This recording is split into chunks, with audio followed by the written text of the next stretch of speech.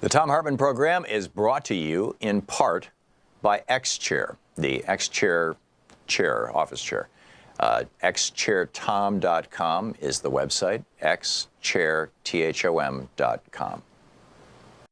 The Thom Hartmann Program is brought to you in part by the Aiden Forecast, an investment newsletter with weekly updates of leading market indicators and a monthly deep dive into what the details of the economy and the markets mean for investors and retirees. On the web at aidenmarkets.com. Hartmann Program is brought to you in part by Super Beets. Super Beets are sourced from non-GMO beets, and they're packed with dietary nitrates, helping to produce nitric oxide for more energy, stamina, and support for healthy blood pressure levels naturally. For more information, call 800-223-8242 or visit tomsbeets.com.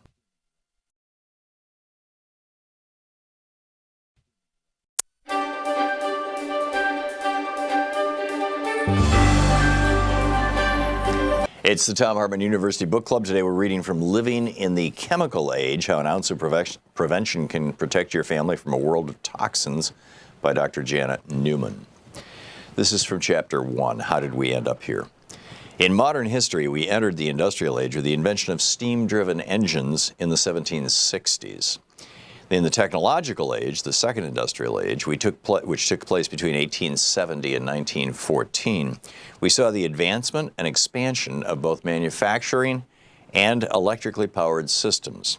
In the last quarter of the 20th century, we entered the information age when computers and the internet became the norm. Famous author and editor Leon Weitzeiler wrote a poignant book review in the New York Times on January 11, 2015, which said, quote, "Every technology is used before it is completely understood. There's always a lag between innovation and the apprehension of its consequences," end quote. While these great advances in modern history have made aspects of our lives easier and more convenient, a negative byproduct has resulted that we are beginning to recognize. It now seems that we are in the full-blown midst of what I refer to as the chemical age, an era in which our environments and bodies are the constant recipient of a deluge of chemicals, which are the unfortunate byproducts of our drive for advancement. This bombardment of toxic chemical exposure is silent and in most cases hidden, but it has the potential to be deadly. These chemicals are in our food and in our tap water, and on any given day we're exposed to dozens of toxins in our environment as well as in the products we choose to clean our homes and to use on our bodies. For the first time in human history, the New England Journal of Medicine tells us children born today will have a shorter projected lifespan than their parents, in large part due to obesity-related diseases, cardiovascular disease, type 2 diabetes, etc. They will likely get diagnosed with a disease at an earlier age and die earlier than their parents. Generations have always outlived the generation before them, but not anymore. People are getting sicker earlier. But why? A growing number of doctors and scientists now recognize many illnesses result from excessive exposure to toxic materials in our environment. The body tends to become inflamed and accumulate fat when storing excess toxins. This is a global wake-up call. How did we get to this point? And what can you do to keep yourself and your family safe? Many scientists and notable organizations such as the Agency for Toxic Substances and the Disease Registry have begun to study the impact of toxic substances on humans, which is an essential first step to fixing the problems we're encountering. For instance, the incidence of colon and rectal cancer, once considered rare in young people, is on the rise in people in their 20s and 30s. According to the American Cancer Society, people born in 1990 have double the colon cancer and quadruple the risk of rectal cancer compared to someone born in 1950. This ominous trend is part of a larger trend toward increased rates of cancer in general. According to Cancer.org, today 1 in 2 males and 1 in 3 males have a lifetime risk of developing cancer. Cancer is widely known to be related to lifestyle and environment. The American Cancer Society says that only 5 to 10% of all cancer cases can be attributed to genetic defects. Almost 25 to 30% of all cancer deaths today are due to tobacco. As many as 30 to 35% are linked to diet and obesity, and 15 to 20% are due to infections, mostly liver cancer related to hepatitis C or alcohol use. The remaining percentage, somewhere between 5 and 25%, is mostly due to environmental pollutions, radiation exposure, and stress. The emerging science of epigenetics, which looks at how the environment impacts your genes, is showing us the toxins that can activate the genes responsible for causing cancer. The choices we make have a powerful effect on which genes are switched on and off, and ultimately on whether we get cancer or not. However, cancer isn't the only concern. The 2013 documentary film The Human Experiment points out that 7.3 million American couples have trouble conceiving or carrying to term. This is a 49% increase since 1988, with the biggest increase in women under 25. Autism and other childhood diseases are also on the rise. According to the CDC, in the 1980s, about 1 in 10,000 children had autism. In 1999, 1 in 500 kids had autism. In 2008, it was 1 in 88 kids. And in 2016, it was 1 in 68 children. It's 5 times more common in boys. The current figures for autism are 1 in 42 boys and 1 in 189 girls. In the past 50 years, childhood asthma has gone up 80%, leukemia 74%, ADHD 53%, and life-threatening birth defects are up 100%. Something in our environment must be playing a role in these staggering trends. Did you know that air pollution is rising in world cities at an alarming rate? According to the World Health Organization, outdoor air pollution has grown 8% globally every year since 2012, with billions of people around the world now exposed to dangerous air. Dr. Flavia Bustreo, Assistant Director General for Family, Women's and Children's Health for the World Health Organization, has said, quote, "As urban air quality declines, the risk of stroke, heart disease, lung cancer, and chronic and acute respiratory diseases, including asthma, increases for the people who live in them. When dirty air blankets our cities, the most vulnerable are the most impacted, living in the chemical age."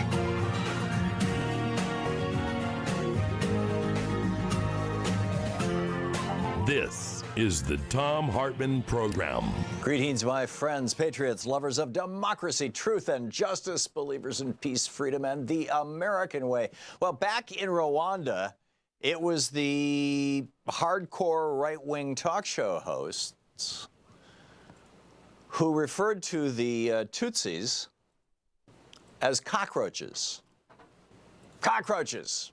We've got to exterminate the cockroaches. That's what they said on the radio, over and over. And people went out with machetes and they exterminated the cockroaches, AKA the Tutsis. They murdered, what, 500,000 people, 1 million people, some mind-boggling number of people that the Hutus massacred the Tutsis. In Germany in the 1930s, Adolf Hitler referred to the Jews as vermin,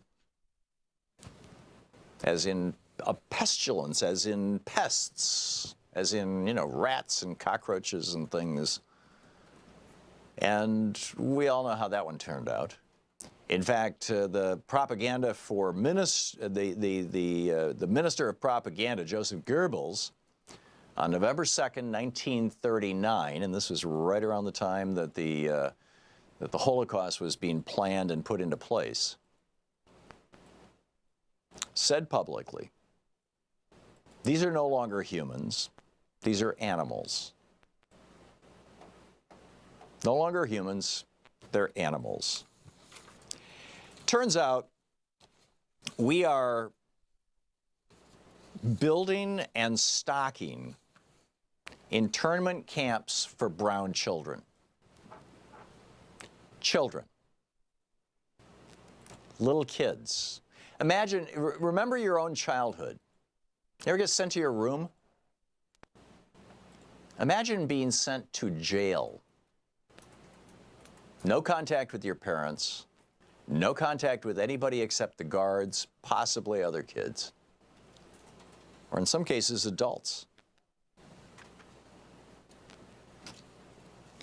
Donald Trump, in his cabinet meeting last week, we've heard about how he dressed down Christian, however you say it, Nielsen, the director of Homeland Security. And she almost quit and all this kind of stuff. She was all upset. But that was because he was yelling at her and he got all red in the face. And for a half hour, he was berating her and screaming obscenities at her, which is just something Trump does a lot. I mean, his management style is to humiliate people. Presumably because he was humiliated a lot as a child, but whatever. But now he's taking it a step further. He's explicitly and openly referring to these children that we're now building internment camps for, these brown children, as animals. In fact, he used that word in his cabinet meeting. He said, these aren't people, they're animals. His exact words. And it goes beyond that. He's been traveling around the country now for a year and a half. I mean, he was doing this during his campaign. He's doing it now as president, traveling around, reading a poem. And it's a very bizarre poem. It's a poem about a snake. And the snake has, quote, pretty colored skin. Let that one sink in. And this beautiful white woman decides to save this poor frozen snake. And she leaves him home while she goes to work because she's a good working woman, a good productive member of society. And when she comes home, the snake is thawed out and she holds his pretty colored skin to her bosom. And, well, I'll let Donald Trump tell you the story.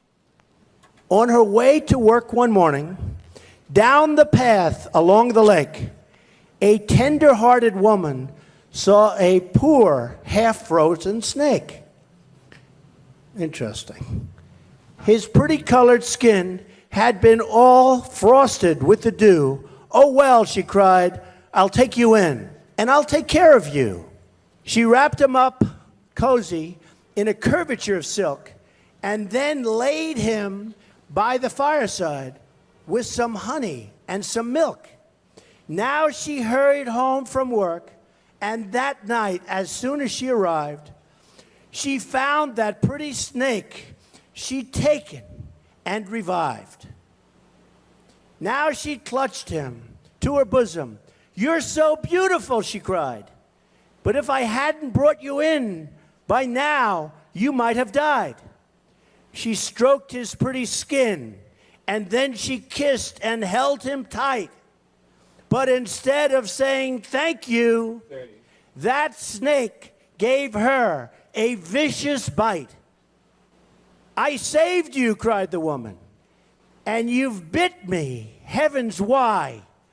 You know your bite is poisonous, and now I'm going to die. Oh, shut up, silly woman, said the reptile with a grin. You knew damn well I was a snake before you took me in. Right. So not only are these children that Donald Trump is putting in internment camps, for-profit internment camps in some cases, not only are these children animals, Goebbels would have said vermin, the right-wing radio hosts in Rwanda would have said cockroaches, but apparently there's snakes as well. We look back on World War II. We look back on Franklin Roosevelt taking Japanese ancestry Americans. Most of them spoke no Japanese. They'd been here multiple generations. They had nothing to do with Japan other than having had ancestors who had come from Japan or having relatives in Japan. And he put them in internment camps. And that was horrible. And we look back on that and we say that was wrong. The Supreme Court has since ruled it was unconstitutional. At the time, the Supreme Court supported it. Our legislature supported it. So we look back on that and say, oh, that was a terrible thing. But the children were never separated from their families. I mean, and I'm not justifying FDR's internment camps. The point that I'm making is that we, in retrospect, at the time there were people speaking out, but we were in World War II, and dissent was not broadly accepted. But after the war, we looked back on that and we said, that was terrible, what we did. We locked those people up because of their race. And now Donald Trump is breaking up families, is locking these children up in solitary confinement in some cases, in general populations in other cases. Kids could be insanely cruel. Again, remember your childhood? Can you imagine the Lord of the Flies kind of world that some of these children are living in? Where the older kids are threatening the younger kids, or beating them up, or molesting them, or God knows what. I mean, kids can just be brutal. And so can adults, and so can guards, and they're not being supervised by social workers or child care workers. They're in prisons. Children. This is what we have sunk to. And you say, oh, he's talking about, gang members and MS-13. No, that's not what we're talking about at all here. Trump dresses it up with that. But, that's not what's going on. And that's not who's coming to this country, by the way. MS-13 started in Los Angeles. This is the Thom Hartmann Program. Among American children. We'll be back at 16 minutes past the hour.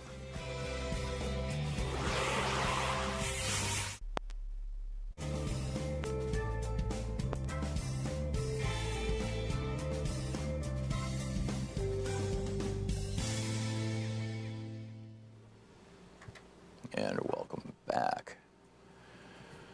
Oh, my goodness. McGuane in Chino Valley, Arizona. Hey, McGuane, what's on your mind? Yes, Tom. Speaking of serpents, we're watching in real time the nation of Israel slither from an apartheid to a homicidal, genocidal state. Yeah, I would not use the word slither, McGuane. It's we don't want to end up like Donald Trump characterizing people as animals. Well, the truth hurts, sir. Well, they're not animals. They're people. In the name of those people, sir, the Netanyahu government has built a cage called Gaza. Yep. Within which, at best, it's a refugee camp, at worst, a death camp. And they, in a variation of the same theme, are doing to the Palestinian people what they insist the world never forgets was done to them. Again, we diminish our case when we exaggerate.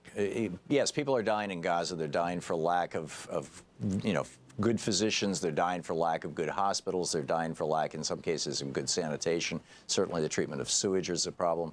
They're also being food is contaminated by snipers. I get that. The same day we were. But this is not Auschwitz.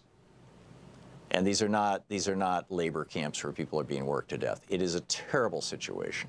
I agree with you, McWayne. It is a terrible situation. And shot and randomly, yes. As Noam Chomsky says, the lawn is mowed. They shoot a few bottle rockets into Israel, and they're met with devastating destruction that we give them the capability to destroy thousands of innocent men, women, and children. Well, they have that capability entirely on their own. Embassy, which is not a celebration, it's a provocation of Islam wrapped in a veil of an embassy. Well, it's worse than that. And McWayne, I thank you for the call. I don't. It's worse than that what Trump did, and just in a practical sense, right? I mean, Jimmy Carter really started this process in a big way of trying to bring together the Israelis, the Palestinians, and the surrounding countries, and ended up with a long-term peace treaty between Israel and Egypt, which still stands to this day. Although we're still sending $3-4 billion a year to each country by way of saying, here's some money, keep that treaty in place. But hey, it's still there. And that was kind of a good start.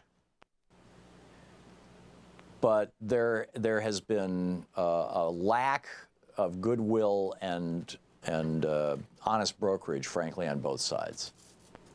And we have to acknowledge that on both sides.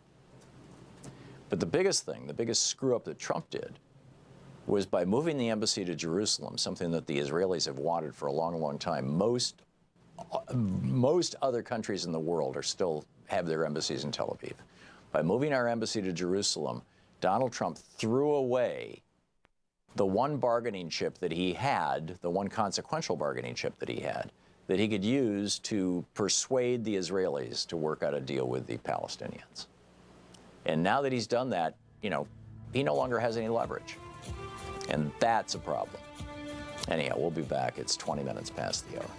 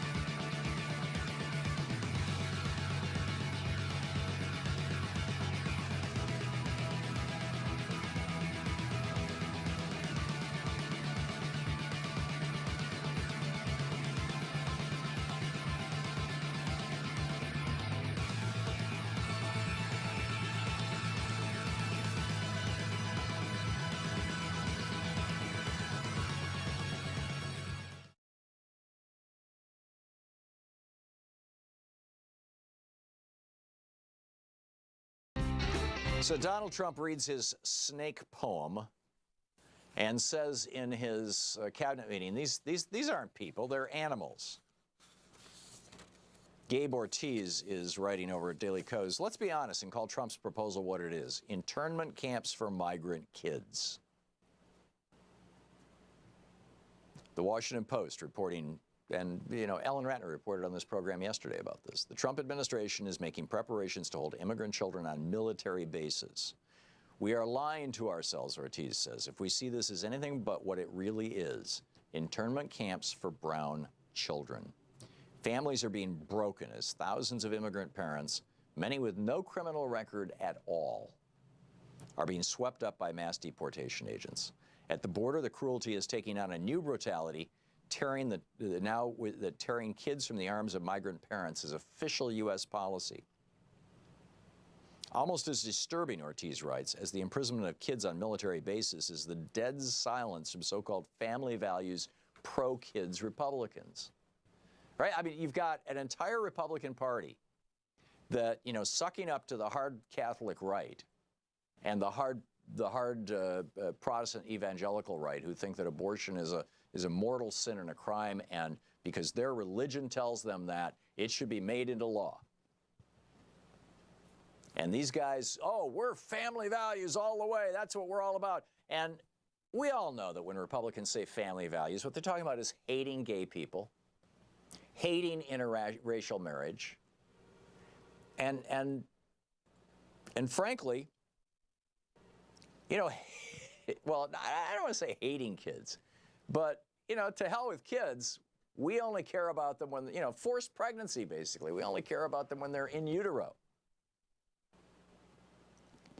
They support these unconstitutional anti-abortion bills at the same time that they are working, and literally, as we speak right now, they are working to cut food stamps for children. The Farm Bill, which has been proposed by Republicans in the House and Senate, adds work requirements, not, generally speaking, not to white people in rural areas, only on black people in urban areas, adds work requirements. You must work if you're going to get Medicaid, if you want to have health insurance, but they live in places where there's no jobs. How do you find work when your black unemployment rate is 40%? among young black people. These guys call themselves family values. They call themselves pro-life, but they are definitely not pro-child. They want to cut food stamps for children. They want to cut health care for children. Oh my God! You know, we've got to preserve the billionaires' tax cuts. And you know, if we don't cut the funding for these children, the billionaires are going to have to see their taxes go up. We can't have that. I mean, that's the official Republican position.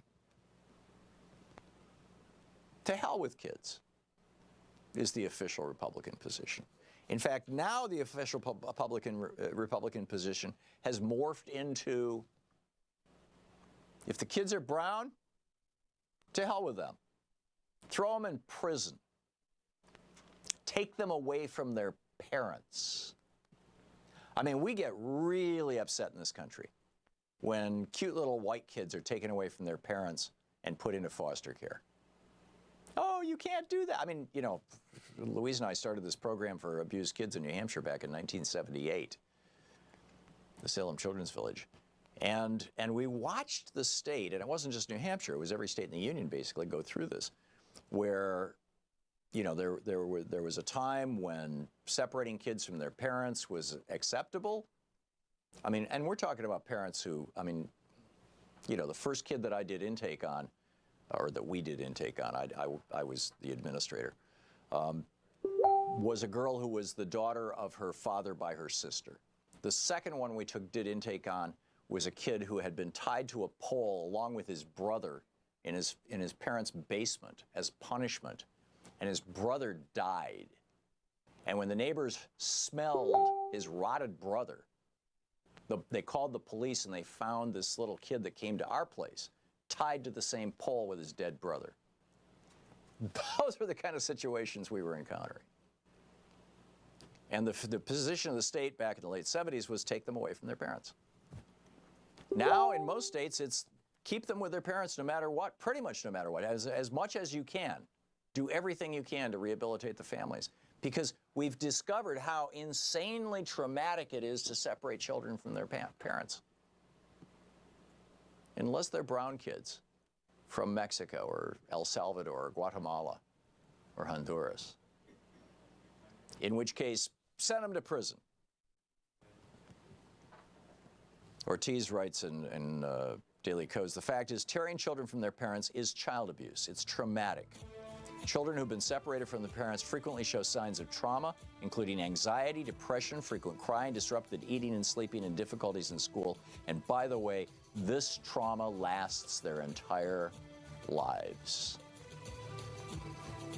Kids belong with their parents, not alone, not on military bases. What kind of nation have we become that this is not around-the-clock news, asks Ortiz. You're listening to the Thom Hartmann Program. Call 202-808-9925.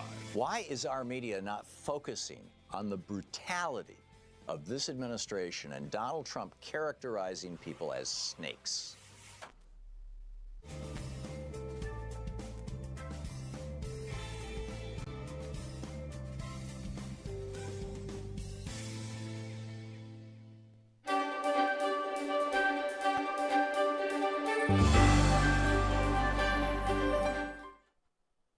It's the Thom Hartmann University Book Club. Today we're reading from Seize the Time, the story of the Black Panther Party and Huey P. Newton by Bobby Seale. This is from page 85, a subchapter titled Huey Backs the Pigs Down. And there are a few words in here that I'll be filling in, as it were. They're walking, he says, one day as we were walking out of the office, I guess we'd been there about a month or so, a pig passed by. He saw us coming out of the office with shotguns and pistols on our sides. About 6 or 7 of us came out of the office there in the daytime, and we looked at the pig as he passed by, and he jumped on his radio because he saw us coming out of the office with these pieces and stuff. We had just finished field stripping weapons, learning about 00 buckshot, learning about the 9mm and the .45, and having a political education session. We had a .45 and a .357 Magnum in the group and a couple of M1s. We had 3 or 4 shotguns by then. We bought up guns like a son of a bitch then. The pig went down 2 blocks and turned around, came back up the other side of the street. They were building rapid transit, BART, right down from Grove Street there, and we went up the other side of the boulevard and came back. We readily assessed that the pigs were ready to see what the F was happening that this pig had radioed in, and he was running it down, how he had, quote, seen some N-words come out of a place here with some guns and blop, blop, de bloop, etc., come out of this office with guns and stuff. He was radioing into other pigs to help get him. Huey had his father's car that day, and he goes through that whole thing. So anyhow, the police pull him over, and Huey got in the car, and the pig came up to the window. You have any driver's license? So Huey rolled the window down. That wasn't more than a 3 or 4 inch crack in the window. Huey handed his license out the window. Is this your true name, the pig said? And Huey said, yes, that's my true name, Huey P. Newton. Is this your true address, 841 47th Street? And Huey said, yep, that's my true address, 841 47th Street. And what are you doing with the guns? And Huey said, what are you doing with your gun? This particular pig decided he wasn't going to argue, so he went back and got his little writing pad there where they fill out S-word. Your true name is Huey P. Newton? Huey said, that's right. The pig wrote it down. Your true address is 841 47th Street? Huey said, that's right. The pig then looked at his license. What's your phone number? And Huey said, 5, and stopped and wouldn't say anything else. And the pig said, 5 what? And this is when all the S-word between the pig and the party and the pigs began. Huey said, the Fifth Amendment. You ever heard of it? Don't you know about the constitutional right of a person not to testify against himself? 5, I don't have to give you anything but my identification, name, and address, so therefore I don't even want to talk to you. You can leave my car and leave me alone. I don't even want to hear you. What do you mean, the pig said. And Huey said, just what I said. The constitutional right of any man is that he doesn't have to testify against himself. And Huey had a big M1 sitting to his right with his hand on it. I had this 9mm sitting beside me, and Huey had this M1 at his side. Huey was driving. 4 other brothers were in the back seat. One of them was Bobby Hutton. They were being quiet because Huey told them to be quiet. And the pig is going crazy. He's by himself, and Huey's got all these black N-words in the car going for the MFer. Meanwhile, while the pig is trying to get bad, 3 cars drove up behind us and 1 in the front. Some more were in the driveway. Blop, blop, blop de blue. Then another car came in front of us. A pig jumped out of the car, walked up to our car, and said through the crack in the window with a hoggish voice trying to sound intimidating, what's going on here? And Huey said, the same basic procedures that are supposed to go on. Huey rolled the window down another 5 or 6 inches. The pigs were looking at the guns in the car. Can I see that pistol there? One of the pigs said. No, you can't see it, Huey told him. I was beginning to get skeptical about what was happening because he pointed to my 9mm pistol. Huey was on probation, and if they thought that this was Huey's pistol, I didn't know this law stuff the way Huey knew it, so I moved the pistol over beside me real close. It had been lying in the middle of the seat. I said, no, you can't see it. Huey said, no, you can't see the pistol, nor this, pointing to his rifle. And you don't want to look, and I don't want you to look at it. You don't have to look at it. Is that your pistol? He asked Huey. And I said, no, it's not his pistol, it's my pistol. I said that because I was thinking the man's going to jump on Huey because he already told me about the probation law. If he gets caught with a pistol, he's burned. But if he gets caught with a rifle, the man can't mess with him because his probation officer told him he can carry a rifle or shotgun, and he couldn't stop him. The pig said, can I see it or not? So Huey said to me, I'll talk. And then he said to the pig, no, you can't see the pistol. Get away from the car. We don't want you around the car, and that's all there is to it. Well, I can ask him if I can see his pistol or not, the pig says. So I says, well, you can't see my pistol.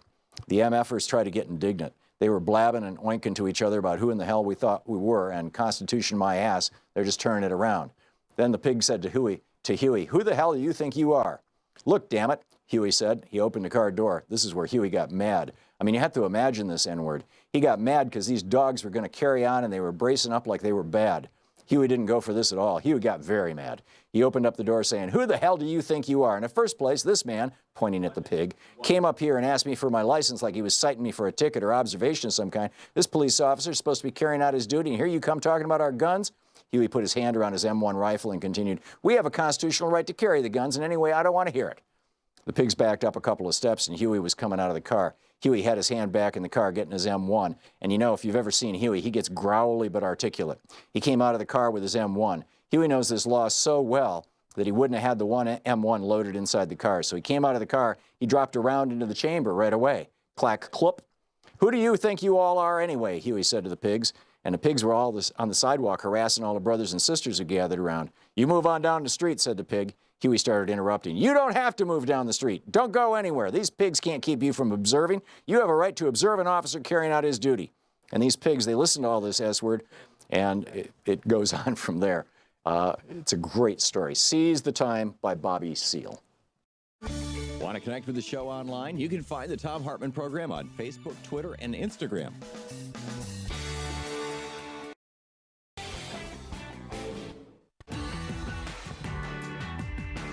Welcome back. Thom Hartmann here with you. We kind of set up the first half hour about these, the essential racism of the Trump administration, and with these camps, internment camps for brown children. And many of you have called in and want to weigh in on it. We will get to you in just a moment. But first, I wanted to bring in Lori Wallach. She is the Executive Director of Public Citizens Global Trade Watch. TradeWatch.org is the website, or citizen.org/trade. You can tweet her at Wallach, W-A-L-L-A-C-H, Lori, L-O-R-I, and TradeWatch.org, as I mentioned, is the website. Lori, welcome back to the program. Thank you very much. So NAFTA, the North American Free Trade Agreement, the kind of the mother of all these things, the one that started it. I realize it wasn't the first, but it was the big one. It was the one that the '92 election nearly turned on. Trump says he's renegotiating NAFTA to bring our jobs back from Mexico. What's going on? Well, against all odds, the NAFTA talks were heading towards an outcome that could have generated support from Democrats in Congress, unions, public citizen. NAFTA's job outsourcing incentives and investor-state dispute settlement were on their way out. And the timeline to wrap up the talks for a vote to happen this year was looming in June. The corporate lobby has been apoplectic. And even though there are a lot of trade issues unresolved, dairy market access, etc., to the horror of all these lobbyists, U.S. negotiators were actually making progress on major NAFTA changes that labor wanted and corporate America opposed. So guess what just happened? Today, enter Speaker Paul Ryan and the Republican leadership. They have announced an arbitrary deadline for a final deal today that they knew could not be met. Wait a minute. Today is the announcement, or today is the deadline? Today's the deadline. They basically announced a deadline that doesn't actually reflect the timelines established under the problematic fast track. So this is really interesting. I mean, Donald Trump took this position from progressive Democrats. He, in the campaign, essentially, he took this position from Bernie, and said, these trade deals have screwed our working people. We are going to change them if we don't destroy them altogether, pull out of them altogether. And people loved it. And in fact, it's arguably the thing that got him elected in the Midwestern states, and which were the states that with the Electoral College put him over Hillary Clinton. And he's now actually trying to keep at least a part of that campaign promise, kind of setting aside his, getting $1 billion from China and then helping save, 70,000 Chinese jobs. But with regard to NAFTA, he's doing what progressive Democrats have been calling for since the 90s. And now the Republicans, who love the idea of outsourcing, they love the idea of increasing the profits of corporations in the United States at the expense of workers, because Republicans don't give a rat's ass about workers. The Republicans are going to blow this up. They're going to blow up their own president. Really? So I would say that's exactly what's going on. I mean, Ryan's willingness to literally exercise his discretion to deny his president a vote on his president's priority issue just reveals that the congressional Republicans simply will not abide any trade deal that could give working people a raise or remove their corporate donors' outsourcing incentives.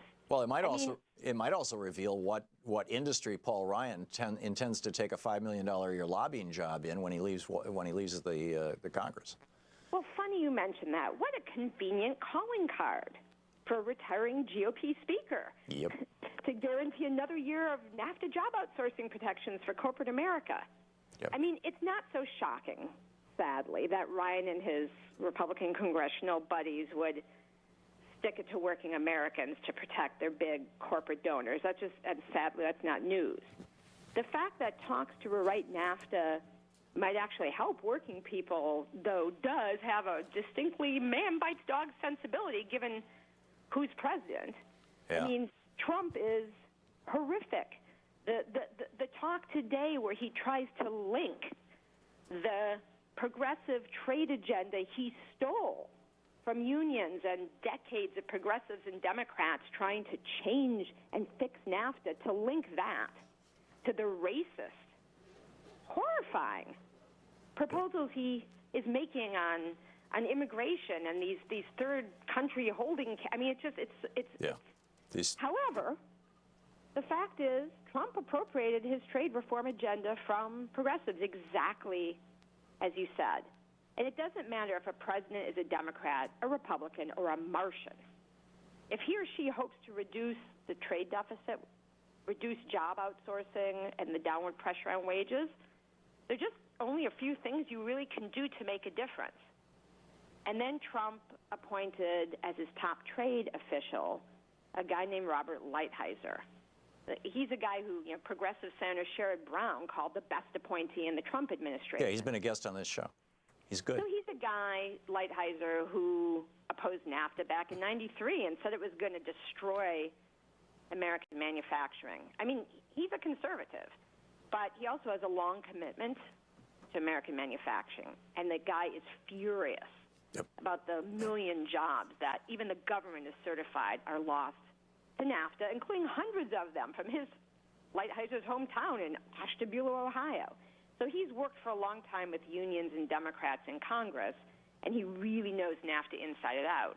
So here's a guy who is uniquely positioned to make a deal that could get broad support, and he knows what parts of NAFTA need to be changed to change the outcomes, which is why here we are. The corporate lobby's unhinged, and key demands in NAFTA renegotiations of this government reflect what progressives have demanded for decades. Yeah. And shockingly, they were on the precipice. Mexico and Canada were agreeing to get rid of investor-state dispute settlements. That's been one of this Lighthizer's top demands. It's amazing. You're listening to Thom Hartmann. Visit ThomHartmann.com for audio and video archives. So Republicans, please call your members of Congress, 202-225-3121. Lori Wallach. Thank you, Lori. Thank you. TradeWatch.org is the website. We'll be right back.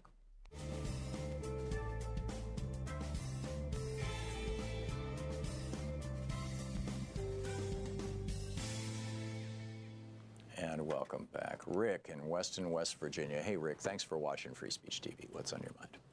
Yeah, hello, Tom. Isn't it funny how history, through recorded history, always repeats itself? There are so many similarities to what this country is going through and what the world's going through that's happened before. Except for the end of World War II, we never had nuclear weapons and computerized warfare and drones and all this. And, I really believe between this summer, Thanksgiving, and next spring, if there is a spring next year, there's going to be some major, major events that are going to determine which way this country goes and which way the rest of the world goes. I was lying in bed thinking about this last night, and I thought to myself, it'd make a pretty good political cartoon. The first frame, you got Trump, you got Kim Jong-il, Putin, the rest of the world leaders, all gathered like kids do. They put a board game on the floor, and they're all playing Risk. And that's the way I feel we're all at now. They're playing Risk with the rest of the world. The first frame, they're all playing Risk. The second frame, you see a big mushroom cloud, and underneath, what happened? I can tell you what happened. This is plain as a nose on my face. Trump, you're right. Trump, he's psychotic. I truly believe the man is psychotic.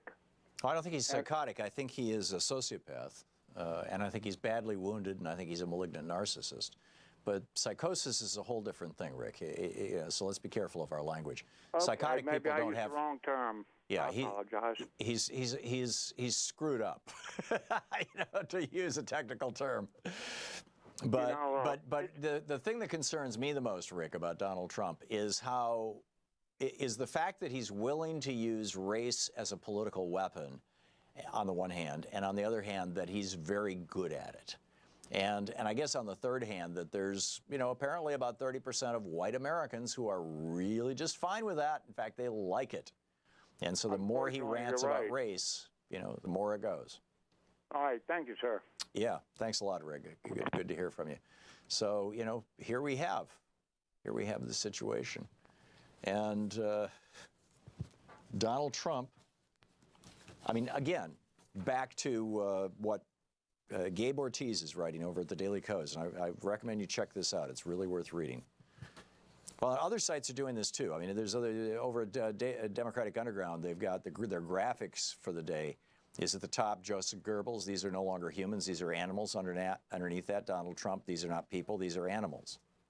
He literally said, these aren't people. When anybody referring to human beings says these aren't people, we should be shooting rockets into the sky, warning people. This is time to send up the flares, right? This is dangerous, dangerous talk. We'll be back 45 minutes past the hour. It's the Thom Hartmann Program. Stick around.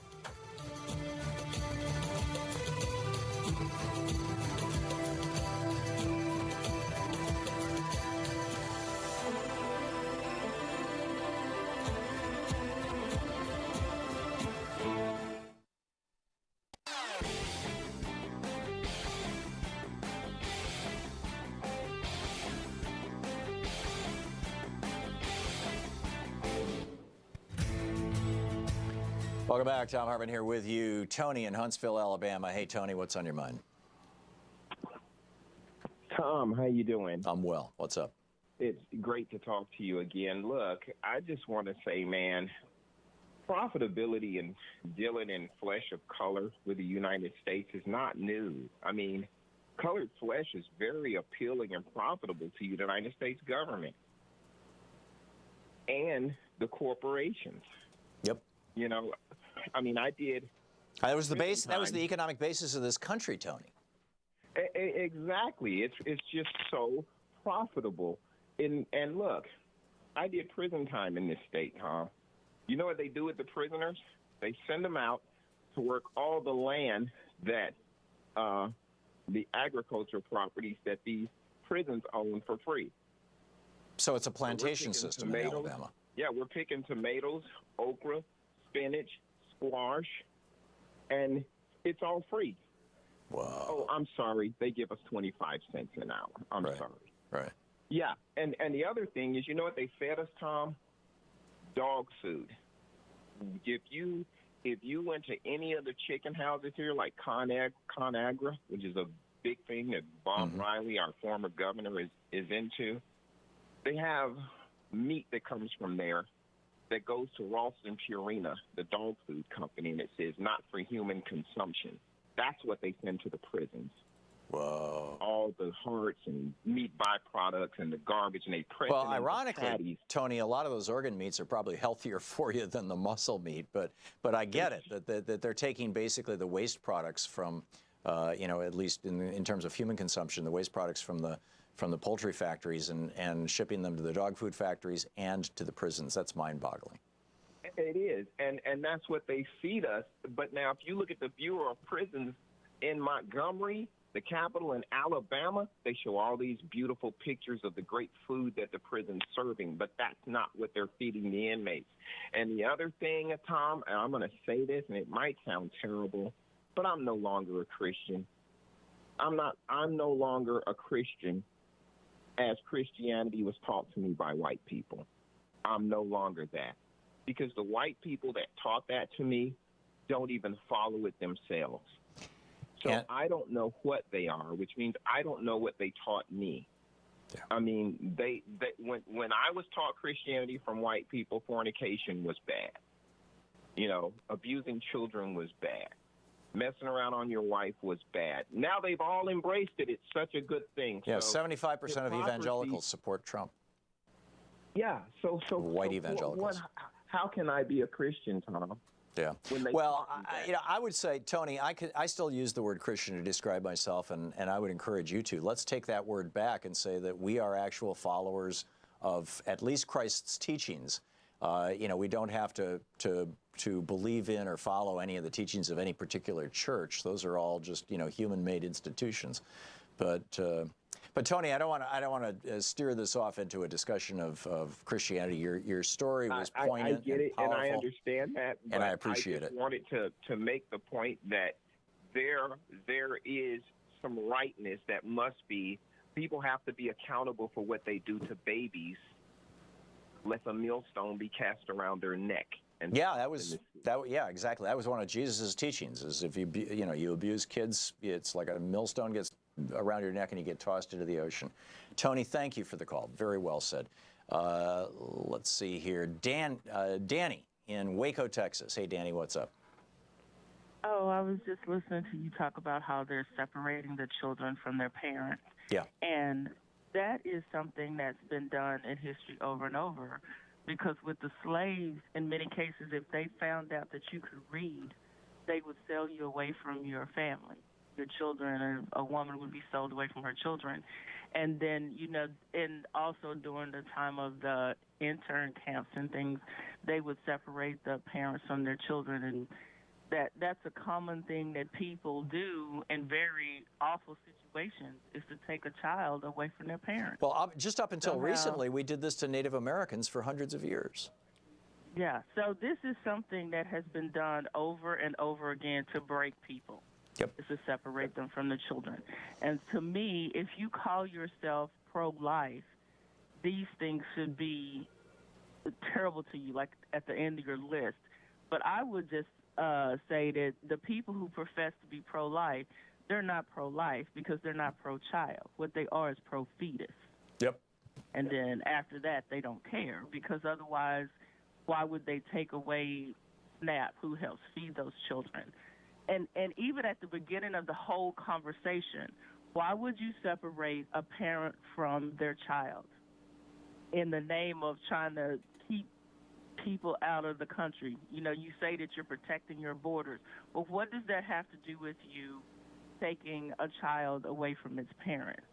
Yeah. Because anybody who knows anything about early childhood development know that is the worst thing you can do because of what it does to that child for the rest of their life. Yep. And point in fact, look at Donald Trump sent off to boarding schools, although he had all the privileges. Yeah. But this is far worse than that. And I think what the Trump administration, their rationale, and Trump has come out and said this, as have people in ICE and whatnot, is that the more brutal they get against immigrants, the less likely, in their opinion, people will come in and immigrate into this country illegally. And it's an extension of the logic that Israel is using right now with the Palestinians in Gaza. It's like, if we kill a bunch of them, then they'll stop hassling us. The more brutal we get, the more likely they are to just, be broken, to back down. And the fact of the matter is, it's not working in Gaza. I mean, it's not. Mm-hmm. And this isn't going to work. And you're creating a generation of wounded and damaged children who are not going to remember this country favorably. And that's not going to be a good thing when they grow up. Danny, thank you for the call. You said it so very, very well. Thank you. Michelle in District Heights, Maryland. Hey, Michelle, what's on your mind? Hey, hi. Thanks, Tom, so much for taking my call. I was just calling. Thank you. I was just calling to say that I actually interpreted Trump's reading of the poem very differently than you did. I actually interpreted him reading the poem as him saying to us that he was the snake and that we knew who he was when he was elected as POTUS. Well, unfortunately, when he reads that poem, he always talks about the criminal gangs and the MS-13 and all this stuff, which is basically, his little code for brown people. Oh, no, I get that. And the other point I just wanted to touch on really quickly that you raised at the top of the hour was about the referring to humans as something other than human. And unfortunately, in this country, that has gone on since the inception of this country. When the first settlers came over here, they referred to the Native Americans as savages. Yep. And then when the slave trades took place, they referred to the Africans that they stole as savages. Yep. So that goes back way before the internment camps and before World War II and Joseph Goebbels. Yeah. There's a prolific history of referring to humans as anything subhuman, which would then justify the cruelty. Yeah, and that was the pseudoscience that was used to justify slavery. You know, the so-called inferiority of people based on simply how much pigment was in their skin. And Correct. and you know, analogies to other primates and things like that. I mean, that continues to this day in the white supremacy movement, the white power movement, the white nationalist movement, whatever you want to call it. Absolutely. You know, and so I concur 100% with you that we must call people on that as soon as we hear it, because we are all human people. As my minister often says, we are actual spiritual beings having a human experience and not human beings having a spiritual one. Yeah, and we need to recognize that. And we're all God's children, for lack of a better way of saying it. Michelle, I need to move along, but thank you for the call. You said it very well. Thank you. Chris in Albuquerque, New Mexico, you wanted to mention a candidate who's running for office on these issues? Yes, Tom. And due to the fact that we're here in New Mexico, so close to Mexico, it's Antoinette Cedillo Lopez. I've mentioned her before. It's vital, though, on account of her being an immigration expert. She's an immigration attorney, first Latina that's been tenured at University of New Mexico. What's she running for, Chris? She's running for Congressional District 1. As a Democrat, presumably? Democrat, that's correct, yes. Yeah. And I have a website if people would like to go to AntoinetteForCongress.com. That's Antoinette, ANTOINETTE for Congress, FOR Congress.com. Great. I have a phone number as well. That's okay. People won't write down the phone number, but the website is a big deal. Chris, thanks. Antoinette Lopez, we got it.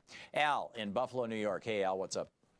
I don't think there's anything new under the sun. I think we should have recognized this, Tom, before the 2010 midterm elections, because you had Sarah Palin putting crosshairs on a map, thus resulting in the innocent children and Gabby Gifford being shot in the head. You had Sharon Angle, who was campaigning at the time, saying that if we can't win, that we should resort to our Second Amendment remedies. Then you had Glenn Beck on Fox News, who said that I believe that, referring to President Obama, that this president has a deep-seated hatred for white people. You know, and there's nothing new under the sun. What was new is that we never made it out to vote. We convinced everybody that President Obama and Nancy Pelosi and Harry Reid just did not give them the right color Lamborghini. You know, it's almost like we have our own little purity test here going on here, and what we have to realize that we allowed our unreasonable expectations to result in a Donald Trump, and before Donald Trump, a Tea Party takeover. No, I get it. There was a certain amount of the perfect being the enemy of the good, but there was also, you know, just at the core of it, a lot of people didn't show up to vote who damn well should have. Al, thanks for the call. A lot of great contributions today. Thank you. You're listening to Thom Hartmann. From UN headquarters in New York, I'm Luke Vargas.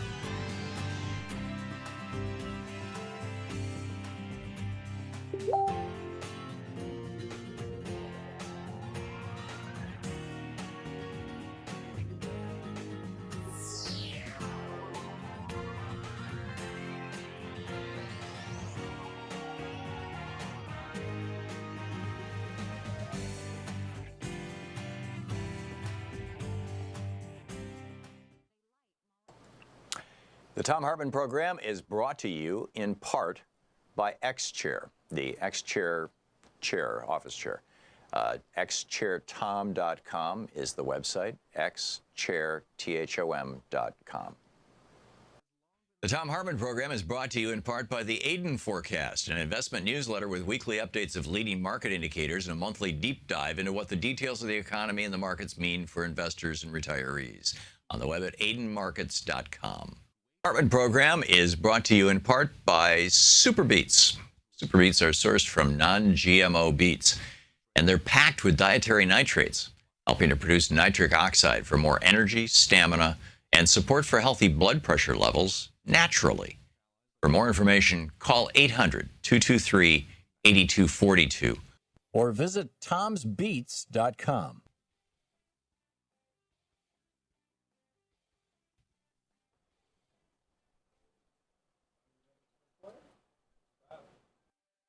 Once he began to dig below the surface of what was happening in late 19th century Russia, a time when the system was in decay, the aristocracy enjoyed extraordinary luxury, and the peasants endured lives of hunger and pain.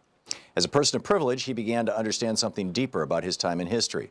Tolstoy wrote, "I sit on a man's back, choking him and making him carry me, and yet assure myself and others that I am very sorry for him and wish to ease his lot by all means possible, except by getting off his back."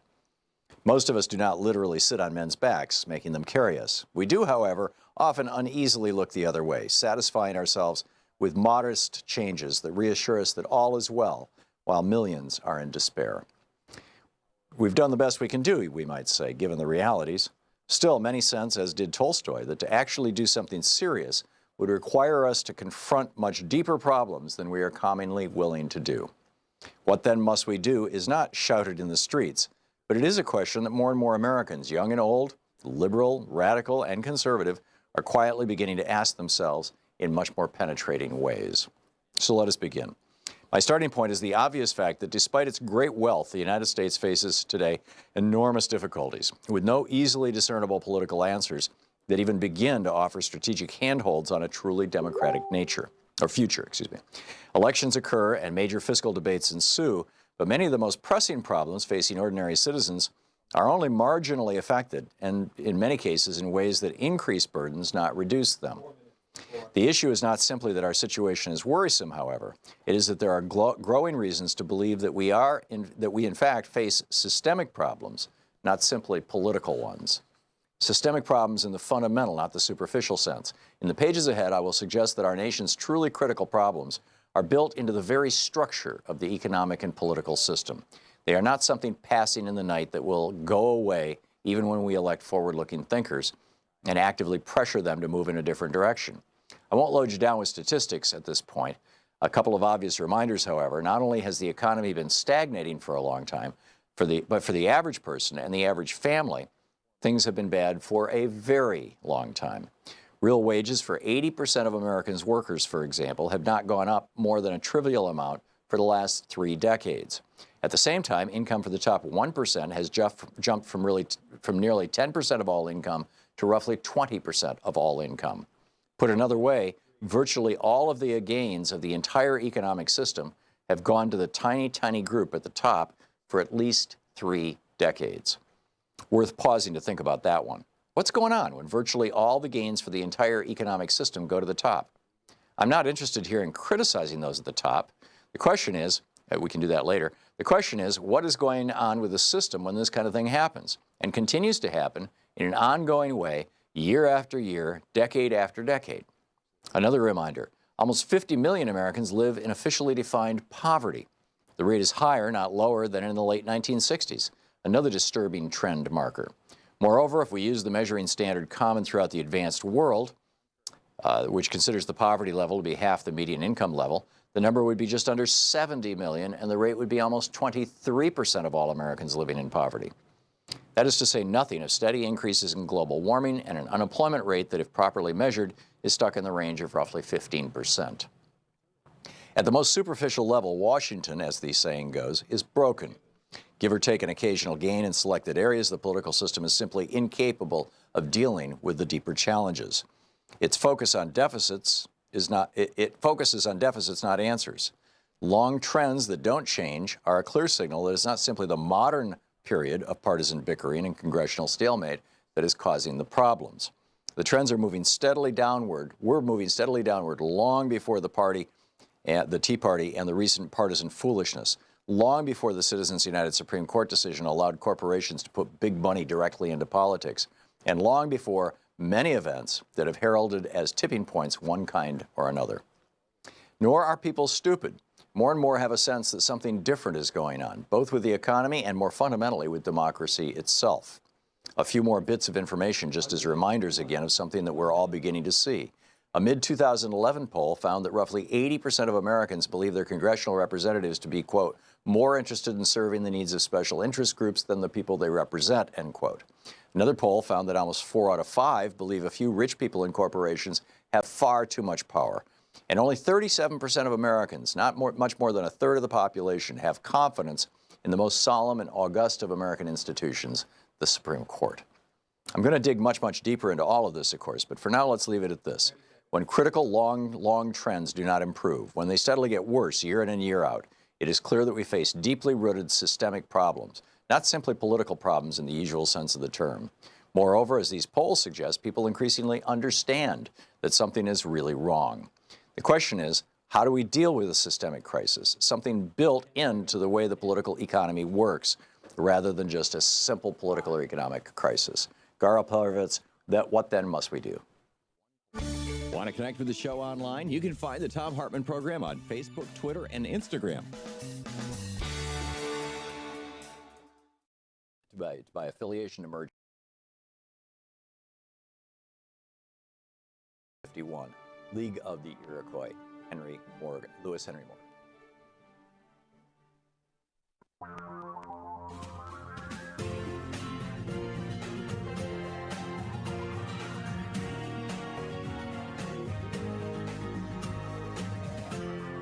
This is the Thom Hartmann Program. Welcome back. Thom Hartmann here with you. And there's this lawyer in New York City. Here's just a little piece of a clip. Over on YouTube, Bernie Rodriguez posted. It's titled "Racist Lawyer Rants in New York City."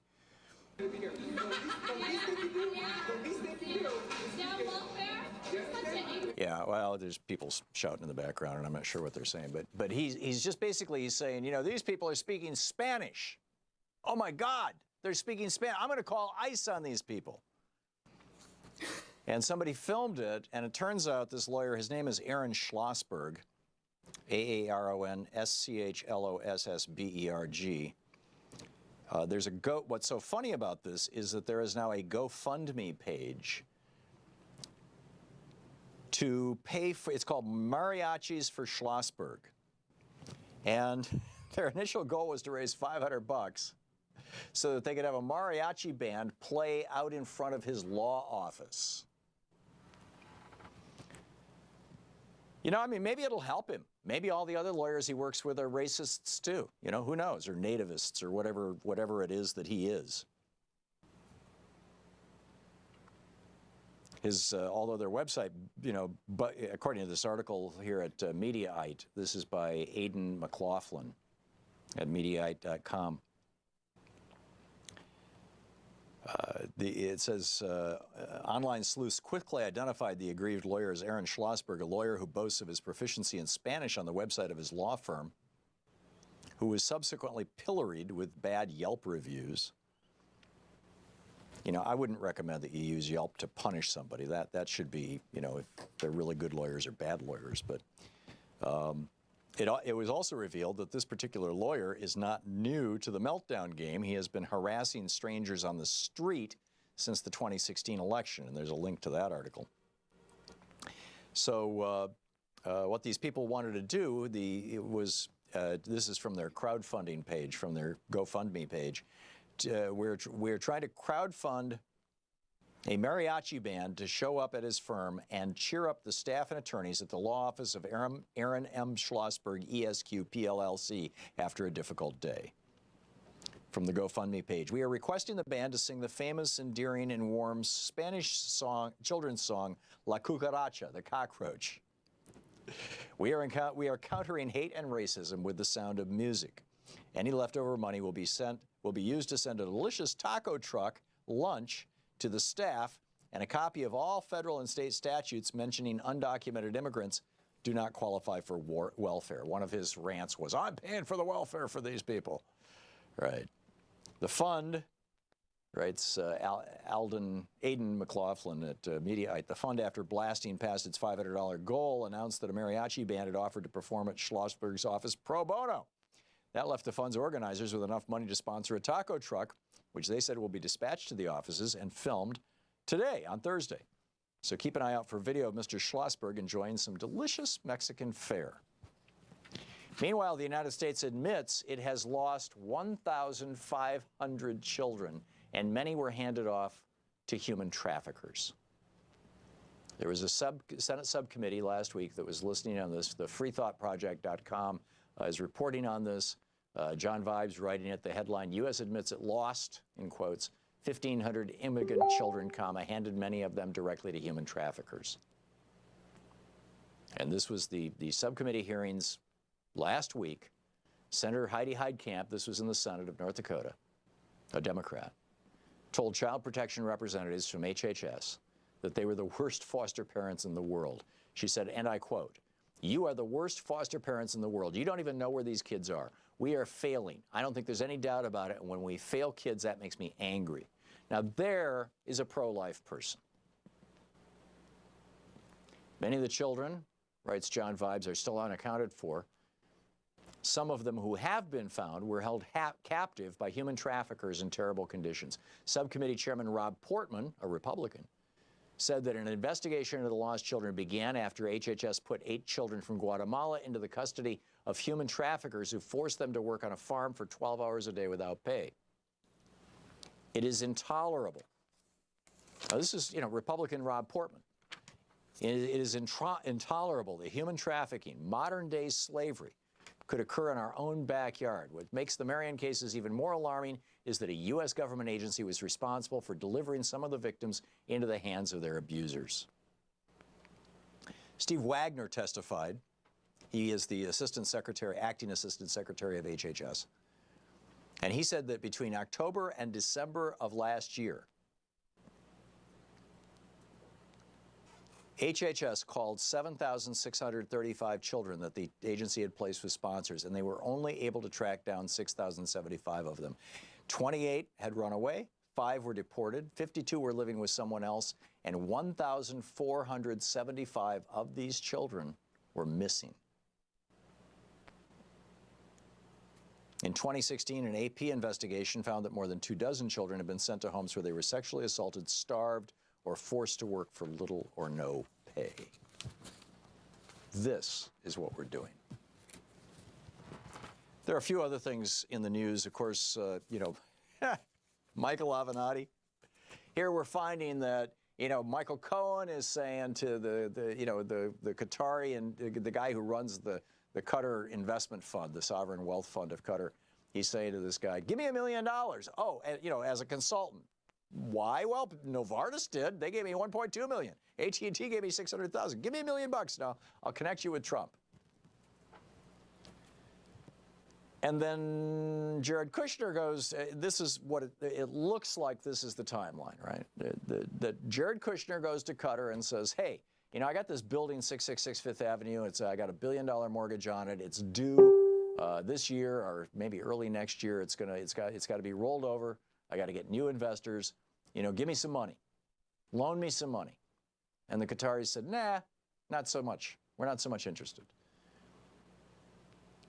And all of a sudden, Saudi Arabia is literally cutting off. Qatar is like this little peninsula that sticks out into the Arabian Peninsula, or the Arabian Sea. It's this little, it's like Florida sticking out of the United States, only it's nowhere near as large as Florida. And the Saudis have cut it off. Now, the Saudis are particularly upset because Qatar also sponsors Al Jazeera, and Al Jazeera has been reporting on the unnecessary, brutal, cruel deaths of children in Yemen from Saudi bombing missions using American-made bombs. But a lot of us are wondering, is the reason why we were supporting Saudi Arabia and trashing Qatar because Jared Kushner didn't get the loan he wanted?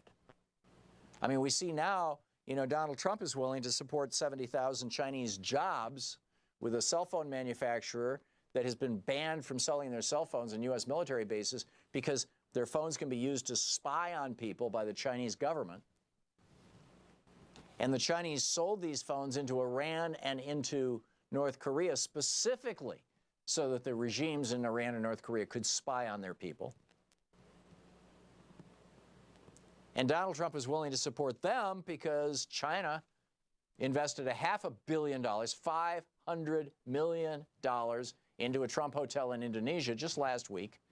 And then another fund, another bank associated with the Chinese government gave them another $500 million. That's $1 billion. You know, I've said for a long time, Donald Trump is the most corrupt president we've ever had. We're really finding that out. And now, in addition to this, you know, speaking of Republican corruption, this goes back to 2005. Well, really, it goes back to the Reagan administration. Ronald Reagan was the one, as governor of California, who ended free public education in California. In addition to that, as president, he put Bill Bennett in charge of the education department. Bill Bennett was Ronald Reagan's version of Betsy DeVos, somebody who doesn't believe in public education. Somebody who thinks that rich people can educate their kids, they can afford to educate their kids, they're rich, therefore they're smart, therefore they're the highest producers and the best people in society, and all those poor people, they're dumb, their kids shouldn't even bother going to school. What the hell? You know, let them become street sweepers. And so we have this problem now. This is from Team Blind. I just got this email, Yumi Song from Team Blind. With it being graduation season, we surveyed our users to find out how many people who work in tech took out loans to pay for their college education. Okay, these are people who work in the tech industry. They surveyed 7,074 people. About half, 48.6%, had borrowed money for their college education, which is substantially lower than the national average of 70%. So a lot of these people in tech had wealthy parents to pay for their college. So about half of them borrowed money. Among those who did graduate with student debt, 54% already paid it off. Tech pays well. However, those in tech who currently do have student debt have a lot of it. According to survey results, 18% of those with student debt have $100,000 or more in student debt. That's mind-boggling. And then they go through, you know, what companies these people work at and all this kind of stuff. There should not be student debt. It's, you know, we are the only country in the world where if you get sick, the only developed country in the world, where if you get sick, you can end up bankrupt. We are also one of the very few, and I think probably the only country in the developed world, where if you go to college, you graduate basically in debt peonage. You graduate as a, you know, as a vassal of the banking industry, and you owe your life to them for the next decade or two. This is not a good thing for our economy, and it's another way that we abuse our kids. I mean, this is just terrible what we're doing. Whether it's immigrant kids or whether it's American kids, the Republicans have figured out a way. This is the Thom Hartmann Program. To stick it to them, and now they want to cut their food stamps and they want to cut back on education even more. It's insane. Back with your calls.